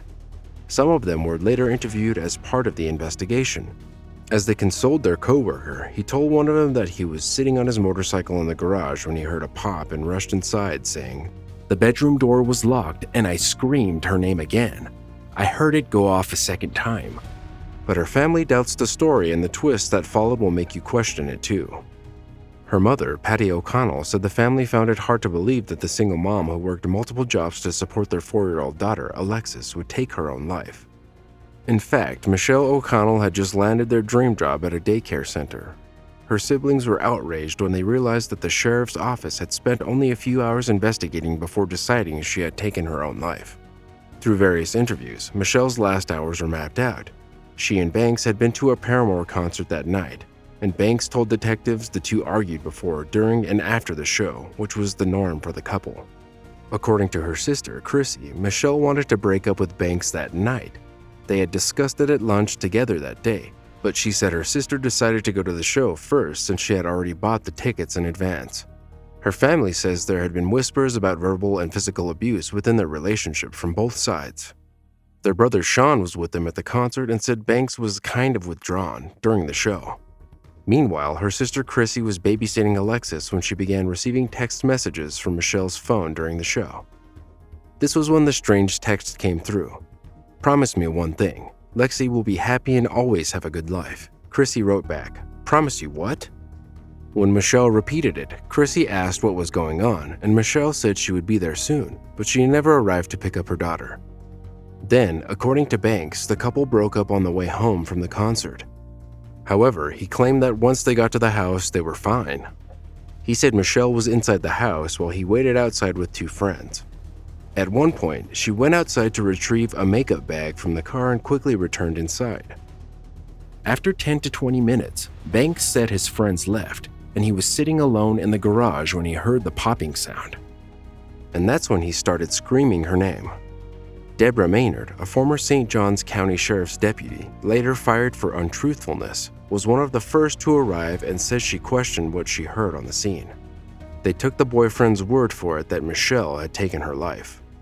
Then, at a later police interview, Banks revealed he had gained access to a report about the investigation. However, Michelle's family says there's strong evidence of murder. In her appointment book, found in the car, she had signed up for CPR training for 2 days after her death. She also had plans to meet with her friend the night she died.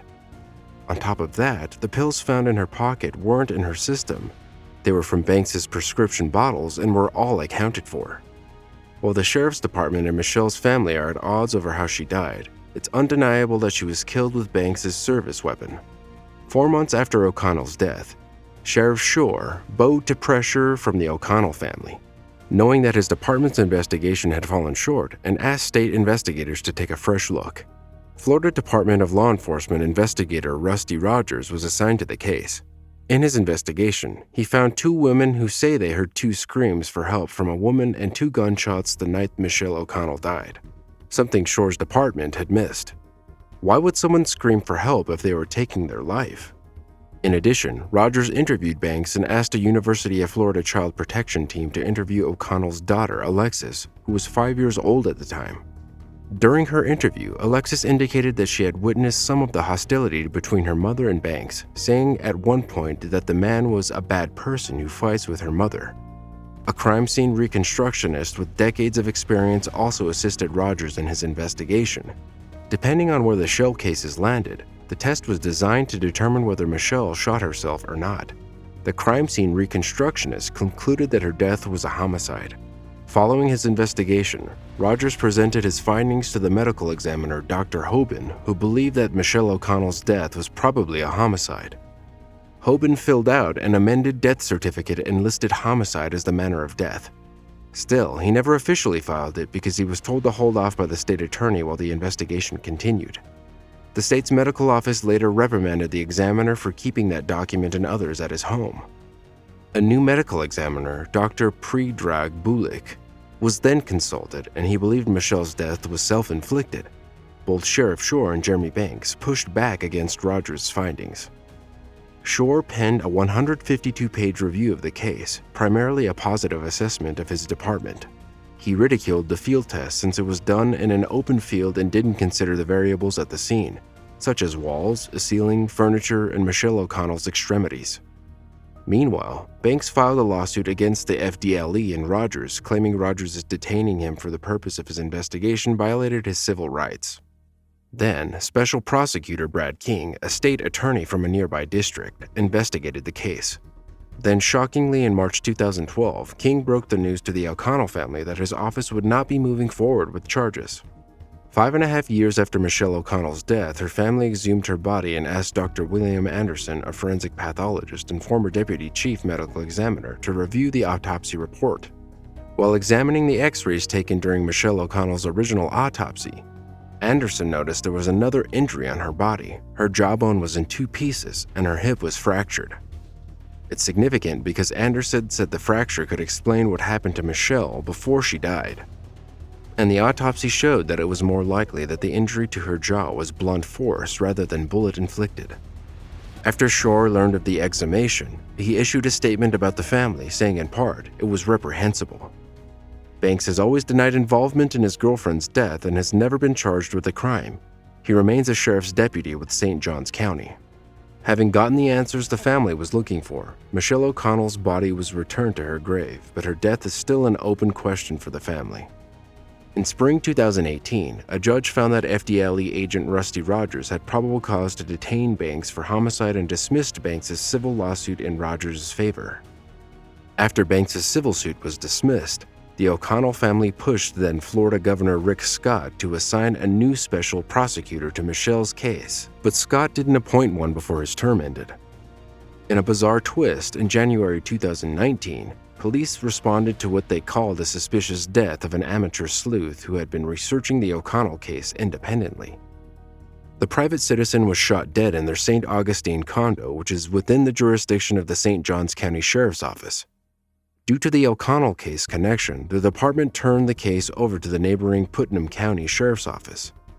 That person's death was classified as a homicide, and the investigation remains open. Even now, the O'Connell family is determined to keep fighting. They have been crusading for a law preventing police departments from investigating one of their own.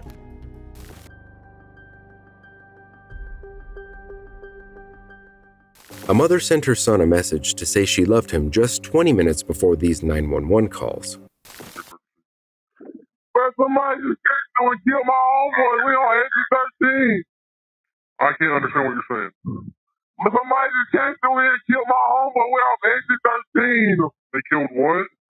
They killed my friend. We're off exit 13. How did they kill your friend? He's still breathing. Please just come. What happened? So where did he get shot? In the face. Okay, where are you at? Off exit 13 on the other side. Are you on 85? Yes. Going northbound or southbound? Going towards Kings Mountain. He's dying. Hurry up. They're driving to you, sir. Hang on 1 second. How old is your friend? Sir, he is 19 years old. in the ambulance. He's dying. They're driving to you now. While I talk to you, they are on the way. My friend just got shot. Somebody wrote fast us and shot him. So they were driving and they shot into the car and kept going. Yes. They busted all the windows. Do you know what kind of car it was? A white Dodge Charger, that's all. Do you think he's beyond any help? Gaston County 911-514, what's the address of the emergency? Hi, I'm on the highway, and it's exit 13. I believe it's 85. And we were traveling. We have a green color Honda van. Never mind. I think the cops are here coming up. Okay, are you talking about a shooting? Did you see anything? No, I didn't see anything. We were just passing by. And I stopped by. The gray Honda van? The car got shot. Yeah, the car got shot. Was there a person inside breathing? Where is he going? Ma'am, are you at exit 13 southbound? He's dead. He's not breathing. The patient's not breathing per a passerby. Are you stopped with him? Yeah, I'm stopped with him. Okay, he is breathing. Okay, correct. He got shot in the head. I can see that. He is breathing. He got shot in the head. All right. Is there an officer out there? Yeah, he just pulled up. Okay, what's your name and phone number? All right, you did a good job calling us, okay? I'm going to go ahead and let you go. You stay safe. All right, thank you. All right, bye-bye. I'm coming up on exit 10 off of 85. There was a car shooting. A white car just pulled up beside of a van and fired into the van and shattered the glass. Okay, is anyone hurt? Yes, whoever's in that van back there. I was trying to catch up with the car that did the shooting, and they took off. Okay, where's that? Right before you get to exit 10 off of 85. Okay, hang on one second. Hey, listen. Sir. Yes, ma'am. That white Dodge Charger took off on the 74. He did not stay on 85. He took exit 10. White Dodge Charger? It's a white Dodge Charger. Okay, hang on one second. White male, Hispanic? I could not tell who was driving. I didn't know to pay attention until the gun came out the window. Whoever was in the passenger seat did the shooting. Okay, the passenger in the white Dodge Charger? Yes. Okay, and shot someone in what kind of van? In a gray van, and that gray van is up against the concrete wall on 85 before you get to exit 10B. Okay, hang on one second.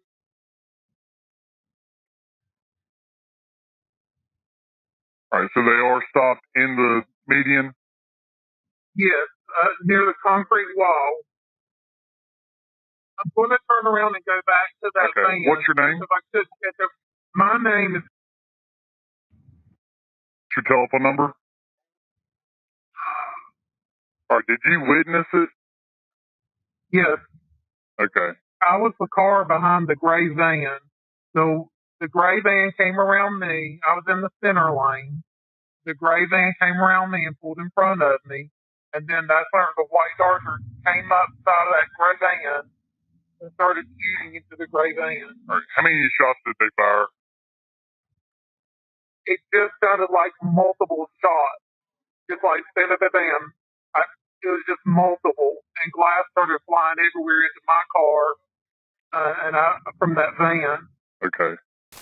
19-year-old Uriah McCree was driving on I-85 on the evening of March 22, 2022, headed towards Kings Mountain to play video games with a friend when someone in another vehicle shot him. The incident happened during peak hour traffic. 3 days later, his mother, Christina Michaels, held a streamed memorial service for McCree, which over 7,000 people watched. Although the victim had criminal charges of his own, the shooting is believed to be random. No suspects have been arrested to date.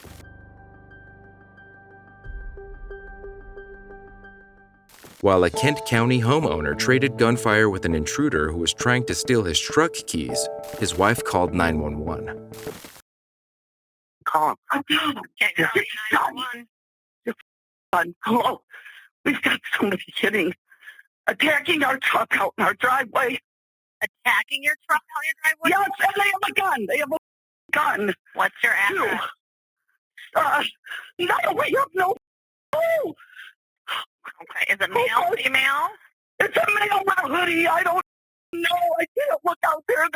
My husband's got his gun out. He's going to shoot him. Okay, tell your husband to stay inside. He is. He's not going outside. Okay, so your husband has armed himself? He's got arms. Of course he's got arms. We live in this country. He's got his gun out. Okay. Oh my God. We're going to shoot him. We're going to have to shoot him. Why are you... He looked at me and pulled a gun. He looked at me and pulled a gun. Listen to me. Why are you... Do not shoot somebody for damaging your vehicle. He has a gun. He has a gun. I think they were in our house earlier. When were they in your house? I heard noises. Okay, where's your husband at right now? I'm going to peek out. Yes, I'm going to peek out. I think they're in our house. No, he's out there. No, he's out there. He's got a gun. He's got a gun. He's coming in our house. He's coming in our house. Oh, my God. Help us. Help us. Who's coming into your house? I don't know. Okay. I'm right here. Get your... He's got a gun. He's coming in. What kind of gun does he have? Is it a long gun? A short gun? Handgun? You get away from me. I don't know. Okay. Ray, come here. Ray, come here. Ray, come here. What is he saying? I don't know. Just get somebody here. Okay. What is your husband saying? He's saying stay here. He's coming after here. Okay. Are your doors locked? We are locked. But we put a chair up. You know, is it loaded? You got it going? Oh, my God. Oh, my God. What does your husband have? Don't shoot him. Don't shoot him. Is he coming into your house? He's coming. Please help us. Okay. Who is he coming into your house? He's trying. He's trying. Yes. God. I don't shoot him. He can only shoot him if he comes in, right? No. Okay. Is the man still out there? He's in his truck. He's in his truck. He's stealing it. Okay. If the guy steals your truck, let him. Yes. Okay. Oh, don't worry. Okay. Let him steal your truck. We're not stupid. We know. Okay. So don't want him away from you. Okay. Oh, you have no idea who this person is, correct? No, God, no. He's big. He's muscular and huge, and he's got a mask on. Okay. Can you tell if he's white, black, Hispanic? He's white. Okay. You said white man with a mask? Yeah. Okay. And he's in your truck right now? Is he in the truck? He's trying to get in it. He's trying to... Okay. What kind of truck is that? It's a Silverado. I don't care. Get somebody here, please. We're on our way, ma'am. We're on our way, okay? We're trying to check with Allegan County, too, to see if they have anybody close. He's coming in. They'll shoot him. Okay. Shoot him. I got a shotgun on you, buddy. You got your ass out of here right now. You understand me? He shot him. He shot him. Oh, they got guns, too. They've got guns. Oh, my God. He'll shoot him again. Did your husband shoot him? He did. He shot him. He was coming in. Okay. He was coming in our house. Okay. Oh, my God. Alan Lenhart told investigators he awoke late March 30th, 2022, to hear a bang and see someone breaking out his pickup's back window. Lenhart's wife wedged a chair against the back doorknob to try to prevent entry. 39-year-old Christopher Carl James Worth then tried to force his way in and told the homeowner, "Give me the keys, old man." As the intruder made his way through the door, shots were exchanged between the two men. Police later found 13 shell casings on the house's breezeway floor from Worth's 9mm gun. They also recovered 2 shotgun cases from Lenhart's gun. Worth was a parole absconder, and police believed that he had earlier crashed a U-Haul truck in Allegan County and then stole a Chevy Malibu in the area. That Malibu was found in a field near the 108th Street address. Additionally, an autopsy showed Worth had both methamphetamine and THC, the active ingredient in marijuana, in his system. He died from a single gunshot wound to the left upper shoulder.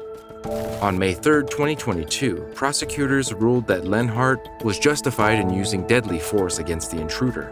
The homeowner had warned Worth to leave and that he had a shotgun. As a result, no charges were filed.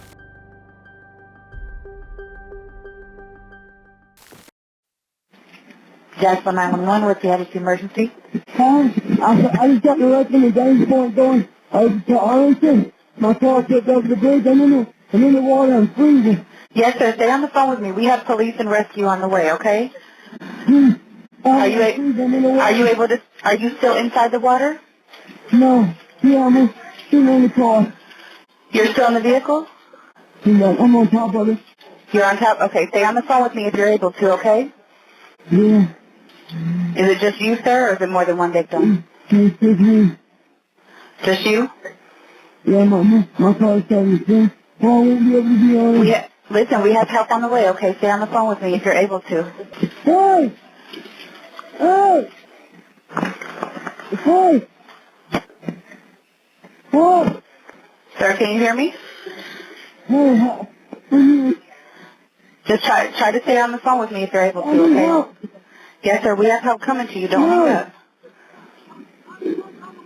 Hey! Oh! Sir? Yeah. Sir, can you hear me? Hello, sir? Stay on the phone with me, okay? Hello? Hey, what's your name? Yeah. Okay, just stay on the phone with me, okay? We have police and rescue coming to you, okay, to get you out of the water. Are you still on top of your vehicle? Yeah. Okay. Yeah, you're gonna be here. Sir, just keep talking to me if you're able to, okay? Hey. You're doing fine. Just keep talking to me so I know you're there. Hello, sir? Sir, can you hear me? Yeah. Okay, keep talking to me so I know where you are, okay, and we can find you easier. Listen, when you're coming over James Point from the north side, I'm over the bridge. Yes, sir, we understand you're in the water. We understand that. Yeah. Okay. I'll let you know when we get there, and I want you to you have a flashlight on your phone? Yeah. Okay. Just keep talking to me so I know that you're still with me, okay? Okay? I am. Okay. I am. Okay, we should be pulling up shortly, okay? It looks like they're coming up the bridge right now, okay? Yes. Are you able to turn your flashlight on your phone? Yeah. Okay, you're doing fine. Just keep talking to me. How are they going to get me out? They're going to get you. We have boats coming to you and everything, okay? We're going to get you out. Just stay calm so they can help you. And keep talking to me, okay? Yeah. Okay, we're all pulling up right now, so just, like I said, just try to be calm, okay? Can you hear me? Yeah. Okay, try to wave your flashlight so they can see your phone if you're able to, okay?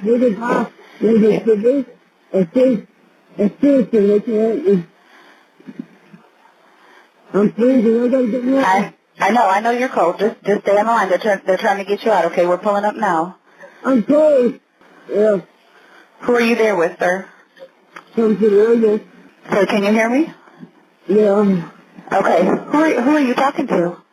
A civilian on the bridge.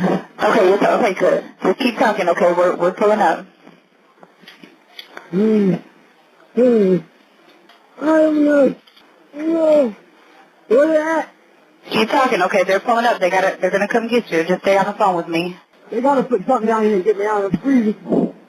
Huh? I'm freezing. I'm freezing. Sir, you still there? Yeah. Okay, keep talking to me. We're all pulling up right now, okay? Sir, can you hear me? Just keep talking to me, okay?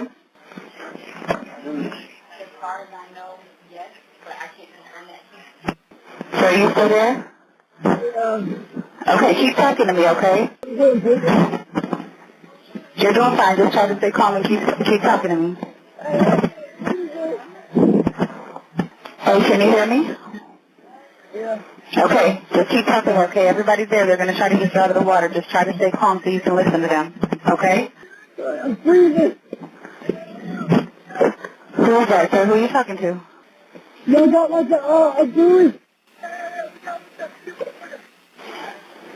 Is that a civilian, sir, or is that the police? I want to pull me up. Hi. Hello, sir? Yes. Okay, keep talking to me. Who's that you're talking to? Is that a citizen? A police officer. You're talking to the police?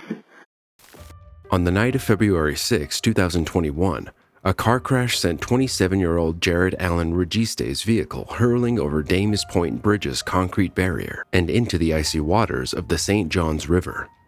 At the time, Jacksonville, Florida was in the midst of a relentless storm. Heavy rain enveloped the bridge, creating difficult driving conditions. Jared's car struck the right rear end of another vehicle, then it hit the concrete barrier lining the bridge and flipped over into the river below.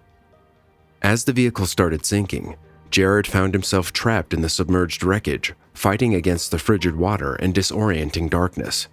Miraculously, he could make the call from the roof of the sinking car. Despite the challenging conditions, the Jacksonville Fire and Rescue Department quickly arrived at the scene. With every passing moment, the window of opportunity for a successful rescue grew narrower. Eventually, the rescue team managed to save the 27-year-old who was brought to safety and provided with the necessary medical attention. However, his ordeal didn't end there. In the aftermath of the incident, the Florida Highway Patrol cited Jared for driving too fast for conditions and unknowingly driving on a suspended or canceled driver's license. The driver of the other vehicle was unharmed in the accident.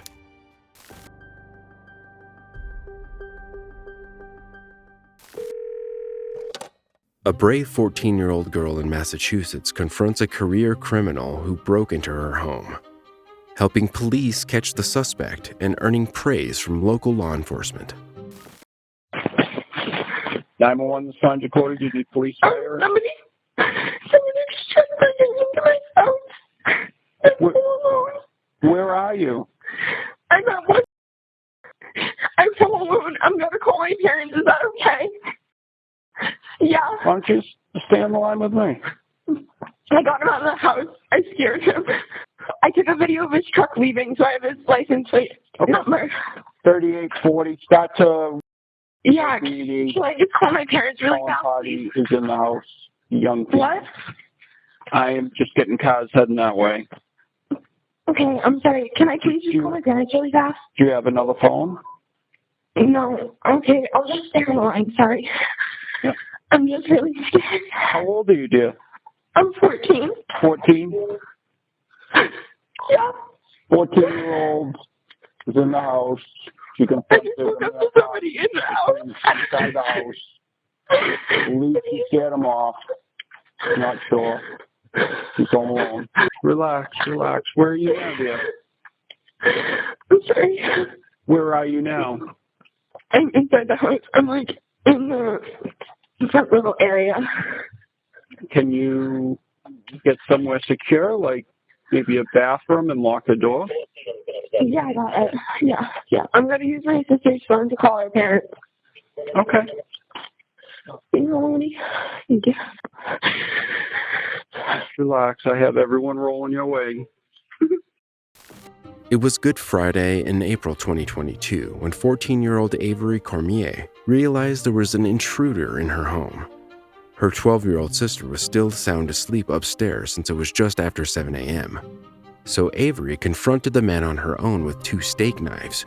She then followed him outside and captured a video of the vehicle he was driving and its license plate number. I grabbed 2 steak knives and I went and yelled at him to get out of the house, ran out of the room, and then he stood there. He kind of backed up, and then I was there. I was like, get out of my house, get out of my house. Thanks to the teen's recording of the vehicle, State police troopers assigned to the Bourne barracks caught the career criminal driving on the Bourne Bridge a short while later. The suspect was 58-year-old Joseph Ridge, who has a record of 140 arraignments since 1980. He was ordered to be held on $200,000 bail and faces charges including aggravated breaking and entering, trespassing, and disorderly conduct. Avery's heroic actions in the face of danger were praised by Middleborough Police Chief Joseph Perkins, who commended her bravery and the compassion shown by the responding officers.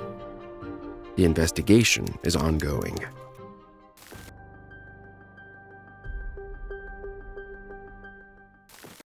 What's your emergency? My mother, I don't know if she's breathing, but she's laying on the ground in the shower.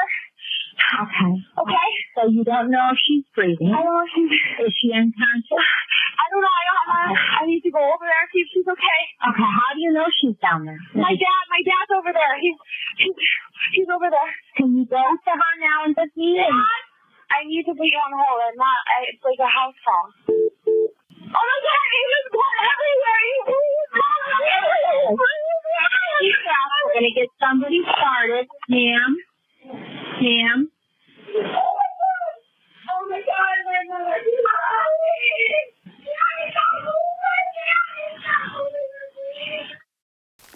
On the morning of September 17, 2012, 23-year-old Jenna Newlander woke up to her worst nightmare. With her father, Robert, screaming out for help, Jenna found herself in the main bedroom of her parents' large home in Syracuse, New York. Her mother, 61-year-old Leslie, had seemingly slipped in the shower and suffered a fatal blow. Paramedics arrived on the scene within minutes, but there was nothing they could do. Leslie was pronounced dead. Grieving their sudden loss, the family was angry when New York police badgered them with questions.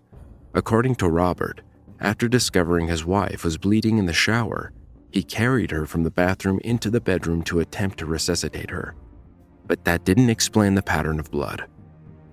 With alarm bells ringing, police were forced to put their reservations aside when medical examiners ruled Leslie's death a tragic accident. Robert, a well-regarded gynecologist and obstetrician, was supported by friends, family, and the wider community as they all reeled after Leslie's sudden death. But in the following months, rumors began to circulate. Whispers and hushed conversations took place behind closed doors, speculating that Leslie and Robert's outwardly perfect marriage wasn't all it seemed, with financial issues caused by Robert's failing practice to blame. Whispers became accusations, and eventually, the couple's close friend and retired pathologist, Mary Jumblick, found herself at the center of a would-be witch hunt against Robert.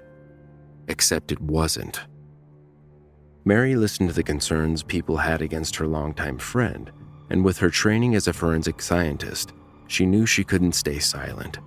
Instead, she called DA Bill Fitzpatrick and relayed the information she had collected, telling him that she believed there was more to Leslie's death than a simple fall in the shower. To Mary's surprise, Fitzpatrick told her she wasn't the first to come to this. In fact, he had received an anonymous letter days before telling him the same thing. Mary proposed to Fitzpatrick that she come out of retirement for free to take a look at the case, and as soon as she read Leslie's autopsy report, she knew a grave error had been made.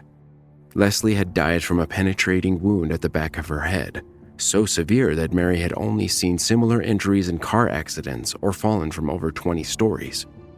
Shutting the file, Mary immediately went back to Fitzpatrick with her findings. Leslie had been murdered.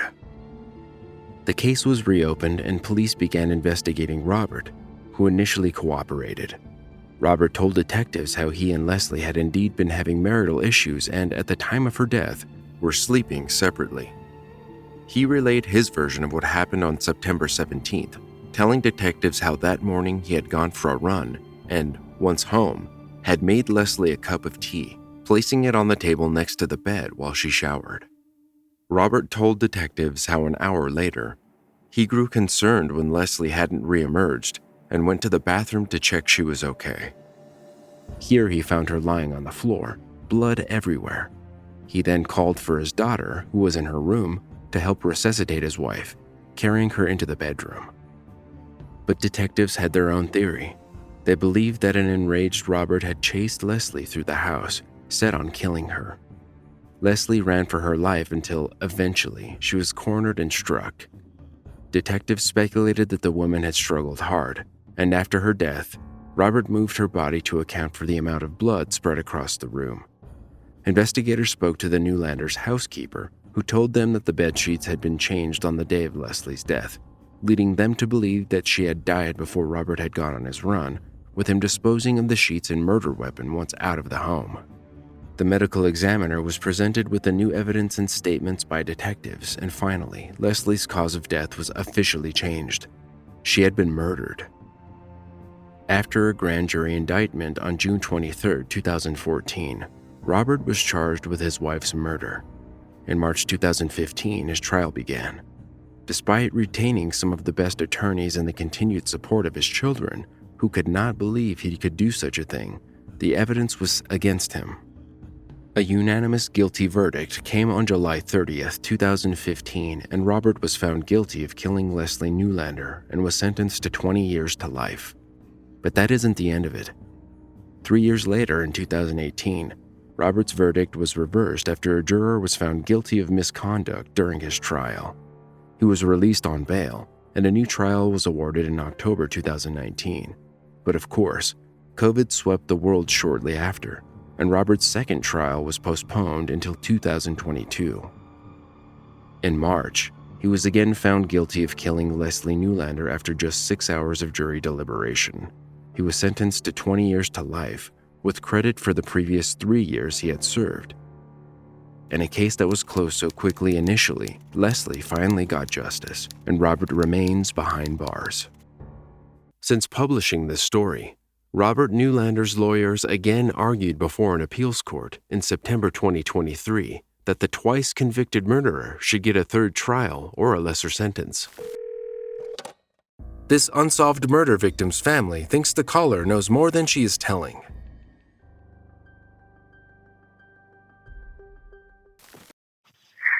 Dial 911, where is your emergency? I just walked into my apartment and my friend was just like, he's unconscious. Okay, what's your address, ma'am? I live at home. Give me the address. I just moved here. I'm about to get it. Oh my God. It's Okay, repeat it to me. So, repeat it to me so I make sure I've got it correct. Okay. Okay, what's the what's the phone number you're calling from? Okay, you say your friend is unconscious? He's unconscious. I just walked in the apartment and there looks like there's blood everywhere. Listen to me. Listen to me. Somebody's already sending the ambulance. Okay, I need to get some information from you, and I'm gonna tell you how to help her. Okay. Okay. Okay. How old is she? She's 19. Okay. I don't know. I don't want to touch her, but listen to me. Is she breathing? I don't know. You need to check and see. Is she breathing? I don't think so. Okay, listen to me. There's blood everywhere. There's what? There's blood everywhere. Okay. I don't know what happened. Okay, is she on her back or is she laying on her stomach? She's on her back, but I think she fell off the bed because she's off the bed.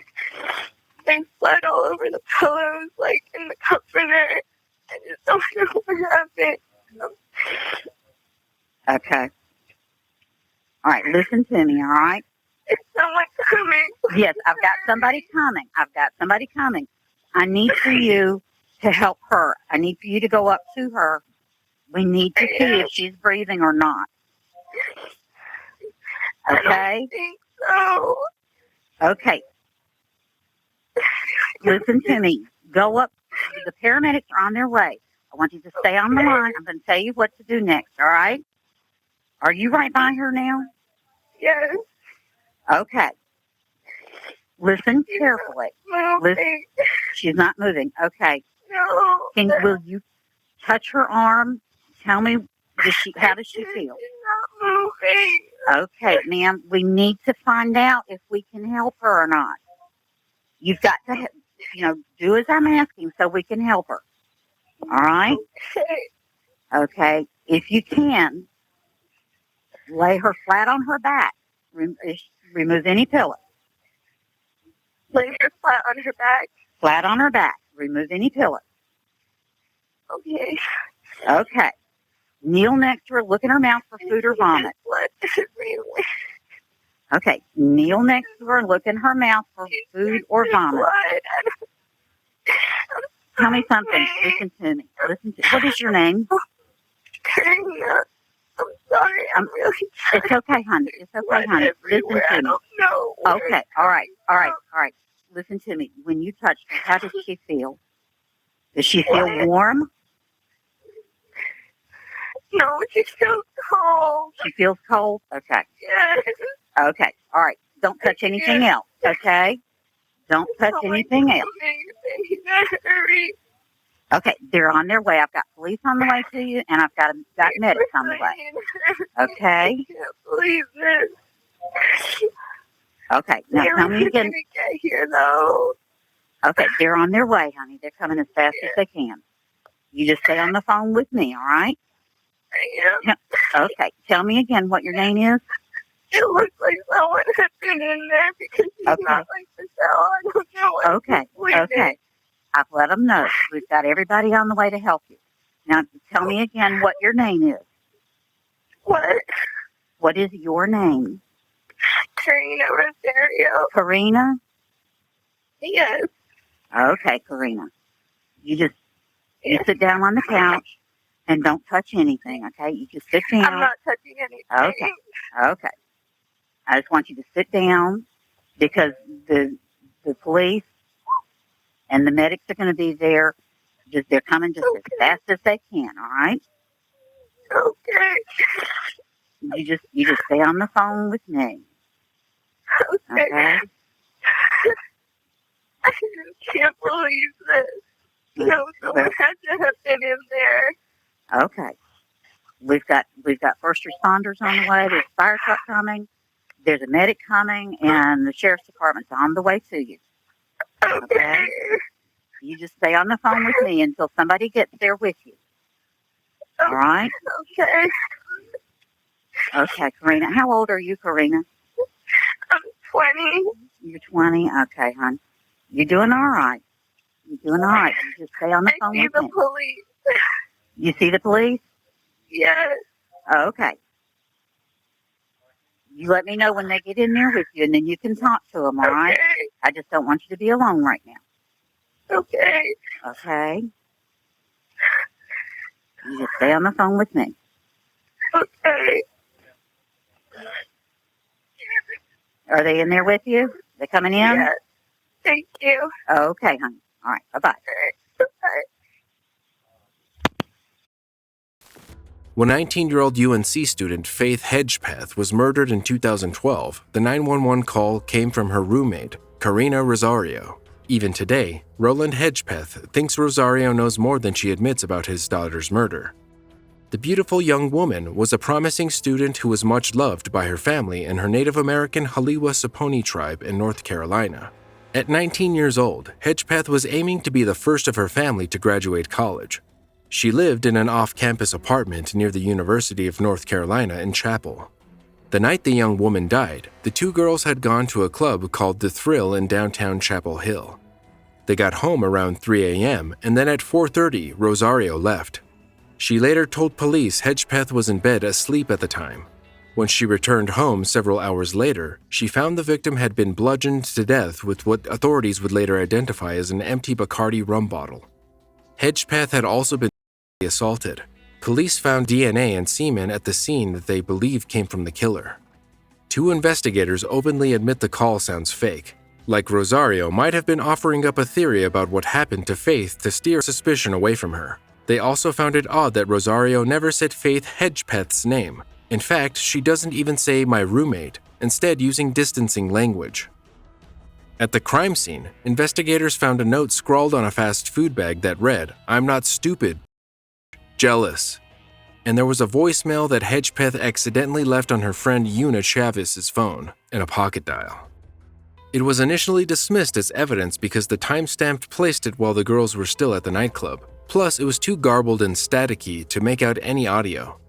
But in 2016, forensic audio expert Arlo West analyzed the voicemail, and what he found led him to believe they had some evidence here that would help solve the case. He identified 2 male voices and 2 female voices on the recording. One of the females screaming and saying. He also said female number 2 could be heard threatening female number 1, swearing at her throughout. Then, after female number 2 says, "Do it," a male voice can be heard saying, "That is chill." Finally, 2 names can be heard on the voicemail. One of the males could be heard saying, "I can't believe that you really did it, Rosie," and the second female said, "Go help Eric." Rosie could be a nickname for Karina Rosario, the roommate and caller, and Eric her boyfriend. West said, "I did wonder if Rosie might be a nickname for Karina Rosario, and this name Eric could be from her boyfriend, Eric Takoy Jones." In September 2021, the Durham Police Department arrested Miguel Enrique Salguero Oliveras in connection with Hedgepeth's 2012 murder. Authorities used DNA ancestry technology to find Hedgepeth's killer using DNA found post-mortem, as well as a wine bottle and a white takeout bag with a vulgar message written by the killer. According to the report, the technique identified the suspect's distant family members, who share his genetic information. Those relatives gave interviews and their DNA, which investigators say helped identify Salguero Oliveras. Authorities want to see if the suspect is keeping any memories or communications from the crime. A woman attempting to reconcile with her estranged husband handcuffed herself to him.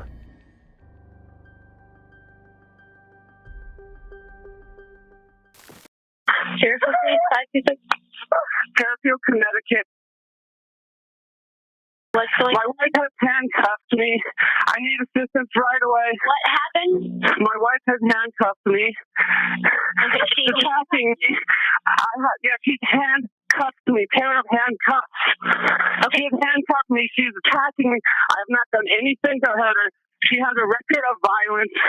Please come and help me get out of here. Okay, Sir, where is she now? I'm holding her down so I can call you. Please send someone. Is there any way that you can lock yourself in another room? No, she's handcuffed herself to me. Please send police. Okay, is she hurting you, sir? Do you need an ambulance? No, I don't need an ambulance. I need police. I got that already, sir. What's her name? Helen Sun. She has a history of violence. Please. Has there been any drinking involved? No. Any drunk? No. And your name, sir? My name is Robert Java. Are there any weapons in the house? I don't know, knives and such. I don't know what she got before she handcuffed me. There could be no. Ow! Ow! What is she doing now, sir? Yeah. She's sticking her head out. She's bothering me. Are they almost here? I can't get to the door to open it. Okay, is it locked? The door's locked. Okay. So they're going to have to break in? Yes. What started this, sir? Do you know? Why did she do this? Because I divorced her, or started leaving her, and ow!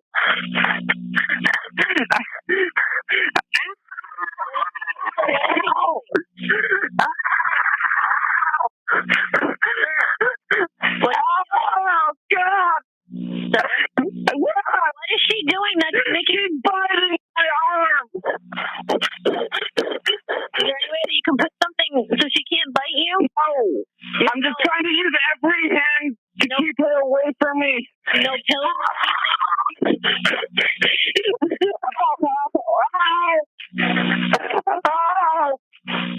need help. Okay, they've been on the way, sir, since you first gave me the address.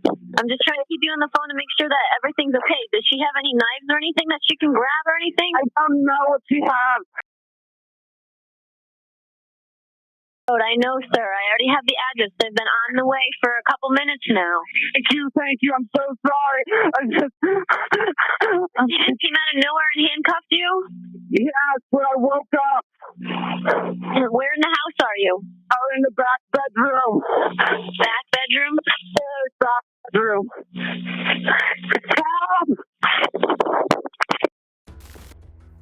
In March 2009, officers found the couple in the main bedroom, handcuffed to each other. 38-year-old Helen's son was arrested at their Fairfield home while their husband, Robert Drawbaugh, was screaming for help. According to police, while Drawbaugh slept, Son had changed the lock on the bedroom door so that it locked from the outside and took her husband's cell phone and wallet. She then used handcuffs that she had purchased online to shackle him. It later came out that the Gatorade that Son gave her husband contained a controlled substance. Helen's son was charged with the illegal distribution of a controlled substance. The charge was in addition to the pending charges of second-degree assault, third-degree assault, first-degree unlawful restraint, reckless endangerment, and disorderly conduct. In Drawbaugh's statement, he told investigators his wife had assaulted him before the March handcuffing. The couple separated after 8 years of marriage but got back together after Son called regularly and promised to change her ways. The outcome of her trial was not made public, but Drawbaugh ended up divorcing Son.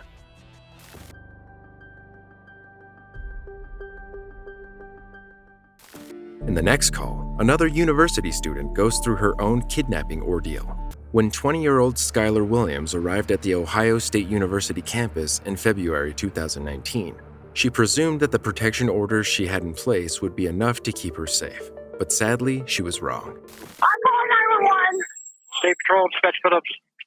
Hi, someone just kidnapped a girl on campus with a gun. Holy crap. On campus? Yes, on campus, in the parking lot. Where at? In the parking lot on campus. Which parking lot? Parking lot 2. Parking lot 2? They're already gone. They stole her. They put her in a car and pointed a gun. Okay, were they driving a... Red Dodge Challenger. I didn't get the license plate. A Florida license plate. It had a star with an S. I don't know if that means anything to you. Okay. It started with an S. Which way did they exit? Did they exit towards 39 or did they exit towards... Yeah, what's that way? I don't know. They went towards, Ontario. Okay. Skylar Williams had multiple protection orders against her ex-boyfriend, Tyrell Pounds. The two had a child together, and in October 2018, they were going through a custody battle. In January 2019, Mansfield police received a report from Williams saying that Pounds had pulled up behind her in a car while at a gas station. She asked police to make a note, as she said Pounds had a protection order against her. It would later come to light that she had also laid an order against him. On February 11, 2019, at 11:45 a.m., Pounds forced the 20-year-old into a vehicle while she was at the OSU Mansfield campus. The man who witnessed and tried to stop the abduction spoke to NBC4. And then I actually heard her start screaming. I heard a female voice start screaming. She said, "Help, help, somebody please help me." So I turned around and started speed walking that way just to make sure I heard what I heard. Then she screamed for help again, and I just took off running. He had her in one of his hands, and then he had a gun in his other hand. Like I said, I was about 20 feet away.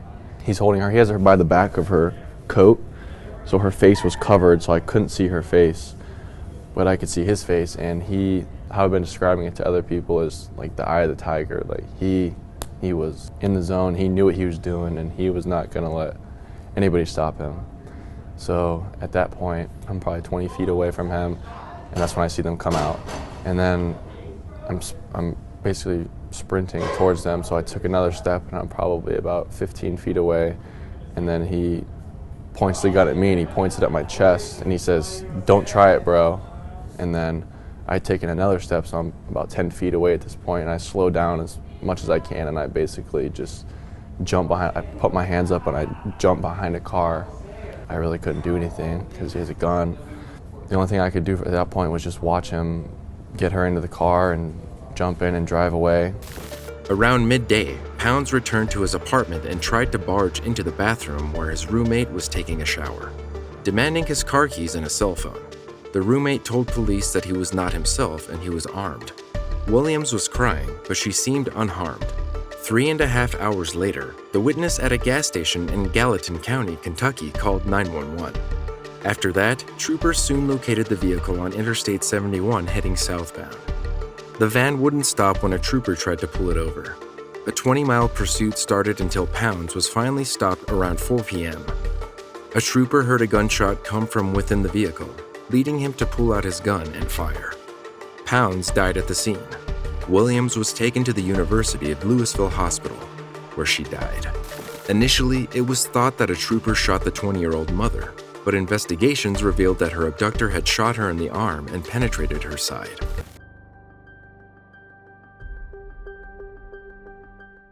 Another vehicle-related domestic violence incident brought in multiple 911 calls, and this one seemingly could have been prevented. While a bitter ex-boyfriend forced 34-year-old Amber Cremines off the road, her boyfriend at the time called 911 to tell the dispatcher what was happening. They won't go. Wait, Rich, police have an emergency? Yeah, I kind of do. Okay. My girlfriend, she has this ex-boyfriend and she's been talking out of her. Okay, just a second. I'll be right back with you, okay? Thank you. Yeah. Well, okay. And where is this going on at? He's following her right now. He will not leave her alone. She's at, where are you now, Amber? 44th and Wadsworth. Okay, and she's in a car? She's in a car, and he's just following her, and, I mean, this is her crying in the background. He just will not leave her alone. Okay. And he's following her, and I want someone to meet her. Okay. So they can catch this. What kind of car is she in? What kind of car are you in, Amber? It's a black. It's a black. No, your car. Your car, Amber.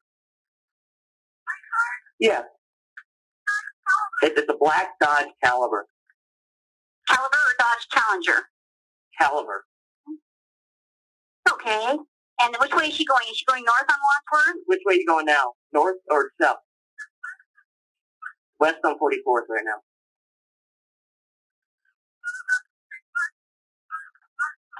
But she's about to turn left on Wadsworth. Okay. Just keep. That's okay. I know he's going to keep following you, Amber. Just keep driving, okay? And she's going southbound on Wadsworth now? You going southbound on Wadsworth now? Yes, he's going south on Wadsworth right now. He can't get you if you keep driving, Amber. I have a stalking going on where a guy's following a girl. She's southbound on Wadsworth and 44. What happened? Just a second. I'll be right back with you. No, what happened, Amber?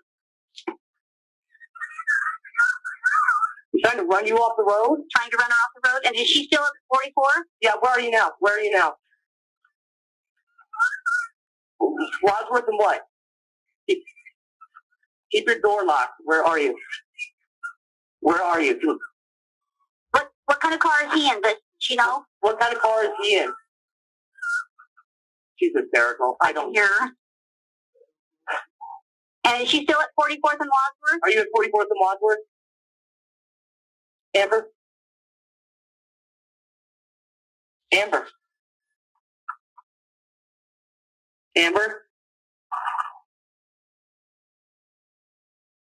Holy shit, I just lost her. She had just turned southbound on Wadsworth from 44. And the person I was talking to that had her on the phone lost contact. Oh. What's her cell phone number? This guy has threatened her life. Okay, just a second. I'll be right back again, okay? Just a moment. Yes. Okay, we've got officers on the way. Okay. Okay. Thanks, Alex. Thank you. Bye-bye. In February 2009, 34-year-old Tyler Martin had been saying he would kill Cremines for a long time. This time, he went through with it. First, he forced her off the road in Wheat Ridge, Colorado, and then shot her to death. A few moments later, another driver called 911 to report the shooting. Wheat Ridge 911, what's your emergency? I'd like to report a car accident and shots fired. Okay. At, just after 38th Avenue going southbound on Wadsworth. Okay, 38th and Wadsworth? Yes. Are both cars still there? No, one of the cars, a man pulled out. He looked to be in his mid-30s. And I'm in a dark, a light Toyota truck. Okay.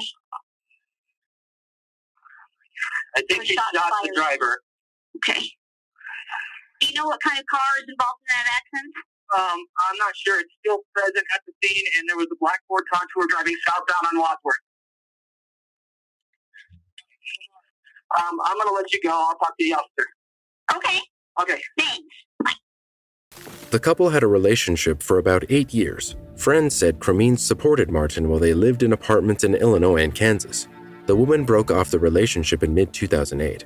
Without a job, Martin often stayed home and played violent video games.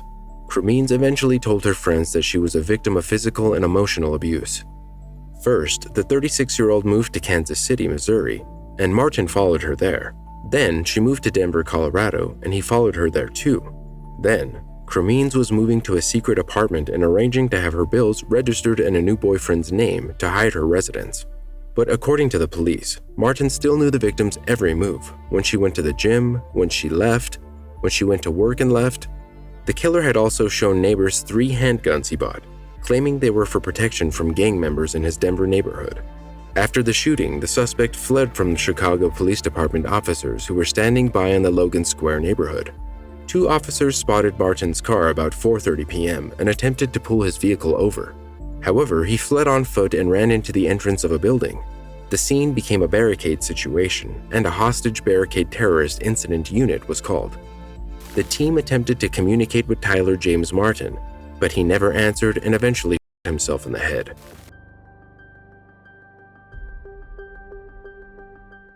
When a 47-year-old woman's house was broken into, she stood her ground and shot down the burglar. Phoenix 911, where is the emergency? Hello, 911? Hey, please, I'm trying to get my house. What are they doing? They tied my front door and my cut door, and now they're trying to break in my back door. Okay, stay on the line with me. I've already got off the started. Do not hang up, okay? All right, I have a gun in my hand. I'm terrified. Okay. I've got officers already on the way. I'm going to keep you on the phone until the officers get there, okay? You said that they're trying the back gate now? I think they're in the back now. Okay, so first the front door. Someone's in the back and on my porch. Someone's on your porch? Please hurry, please. Yes, ma'am. They're coming out there as fast as they can. Can you see anybody? I'm not asking you to look, but did you see anyone? Like, are there any open windows? Somebody's banging on my Arcadia door. Okay, are you expecting anybody? No. Okay. There's no vehicles out front of my driveway. Now somebody's walking out on my back porch. Okay. Yeah, like I said, I'm going to keep you on the phone until the officers get there, okay? Do not hang up. Yeah, I've got a lot of officers coming out there. It just broke in. It just broke? Yeah, they broke my Arcadia door. Okay, yeah, I've got them coming out there. They're coming out as fast as they can. Have you heard any voices? No, they're coming in right now, though.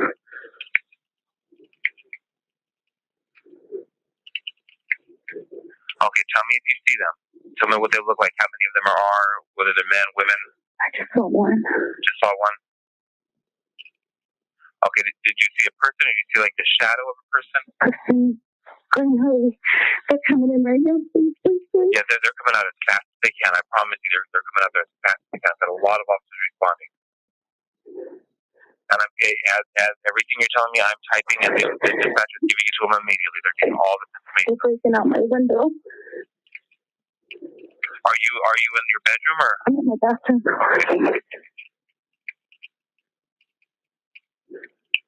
Okay, yeah, they're coming out as fast as they can. I've got a lot of officers responding.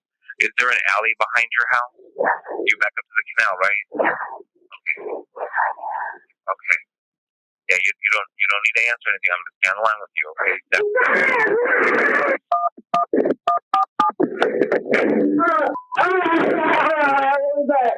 What was that?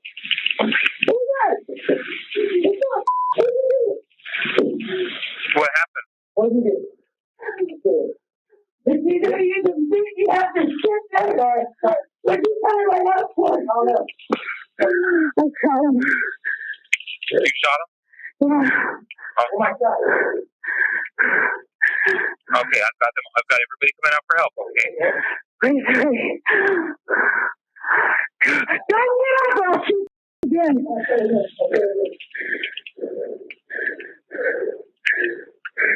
Okay, where did you shoot him?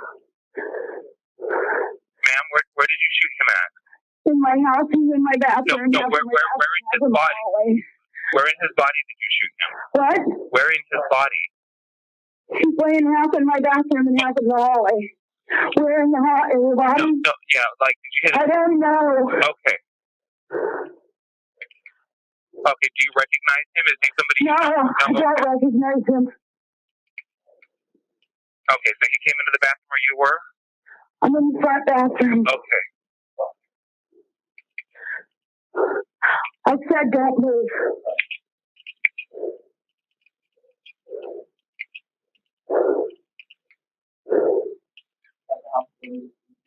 What is he saying? He said he thought the house was abandoned. Abandoned house with a car and locked gates and yeah. He said before you knocked, you banged, you tried to get indoors. I heard you out there. Because why should I unlock the door? And you're rattling and beating on everything and trying to climb my fence. I'm not even going to cross you. Yeah, there's no need to. The officers give me their few. I've got just about every officer in that part of town is responding out there, okay? Please get somebody here. Yeah, they're coming out as fast as they can. Are you hurt at all? I don't know. My face is bleeding. I'm bleeding from some places. I don't know where else. I don't know. He was beating on me. He was hitting you? He was beating on me when he found out I was in there. My neck.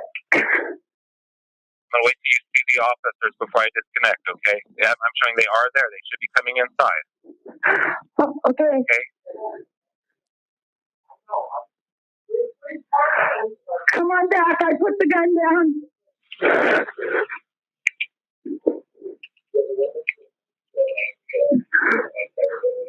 Okay, I'm going to let you go now. Okay? Okay. All right, bye-bye. In 2014, that woman was at home when she heard her doorbell ring at around 7 a.m. She obviously didn't expect anyone that early, so she simply ignored it. This prompted 20-year-old Michael Lewis to believe the home was abandoned and to smash the rear sliding door. The woman quickly called 911 and hid with a gun in her bathroom. As the man made his way into her house, he soon discovered her. Before shooting him, the widow gave the young man a tongue lashing. Lewis's gunshot wounds were not fatal, and after he was discharged from the hospital a month later, he faced charges for the incident. Lewis pleaded guilty to second-degree burglary and aggravated assault. The woman faced only minor injuries and no charges were held against her. Police said she did everything right. Arm yourself, hide, and call 911. For more True 911 calls, watch this episode next.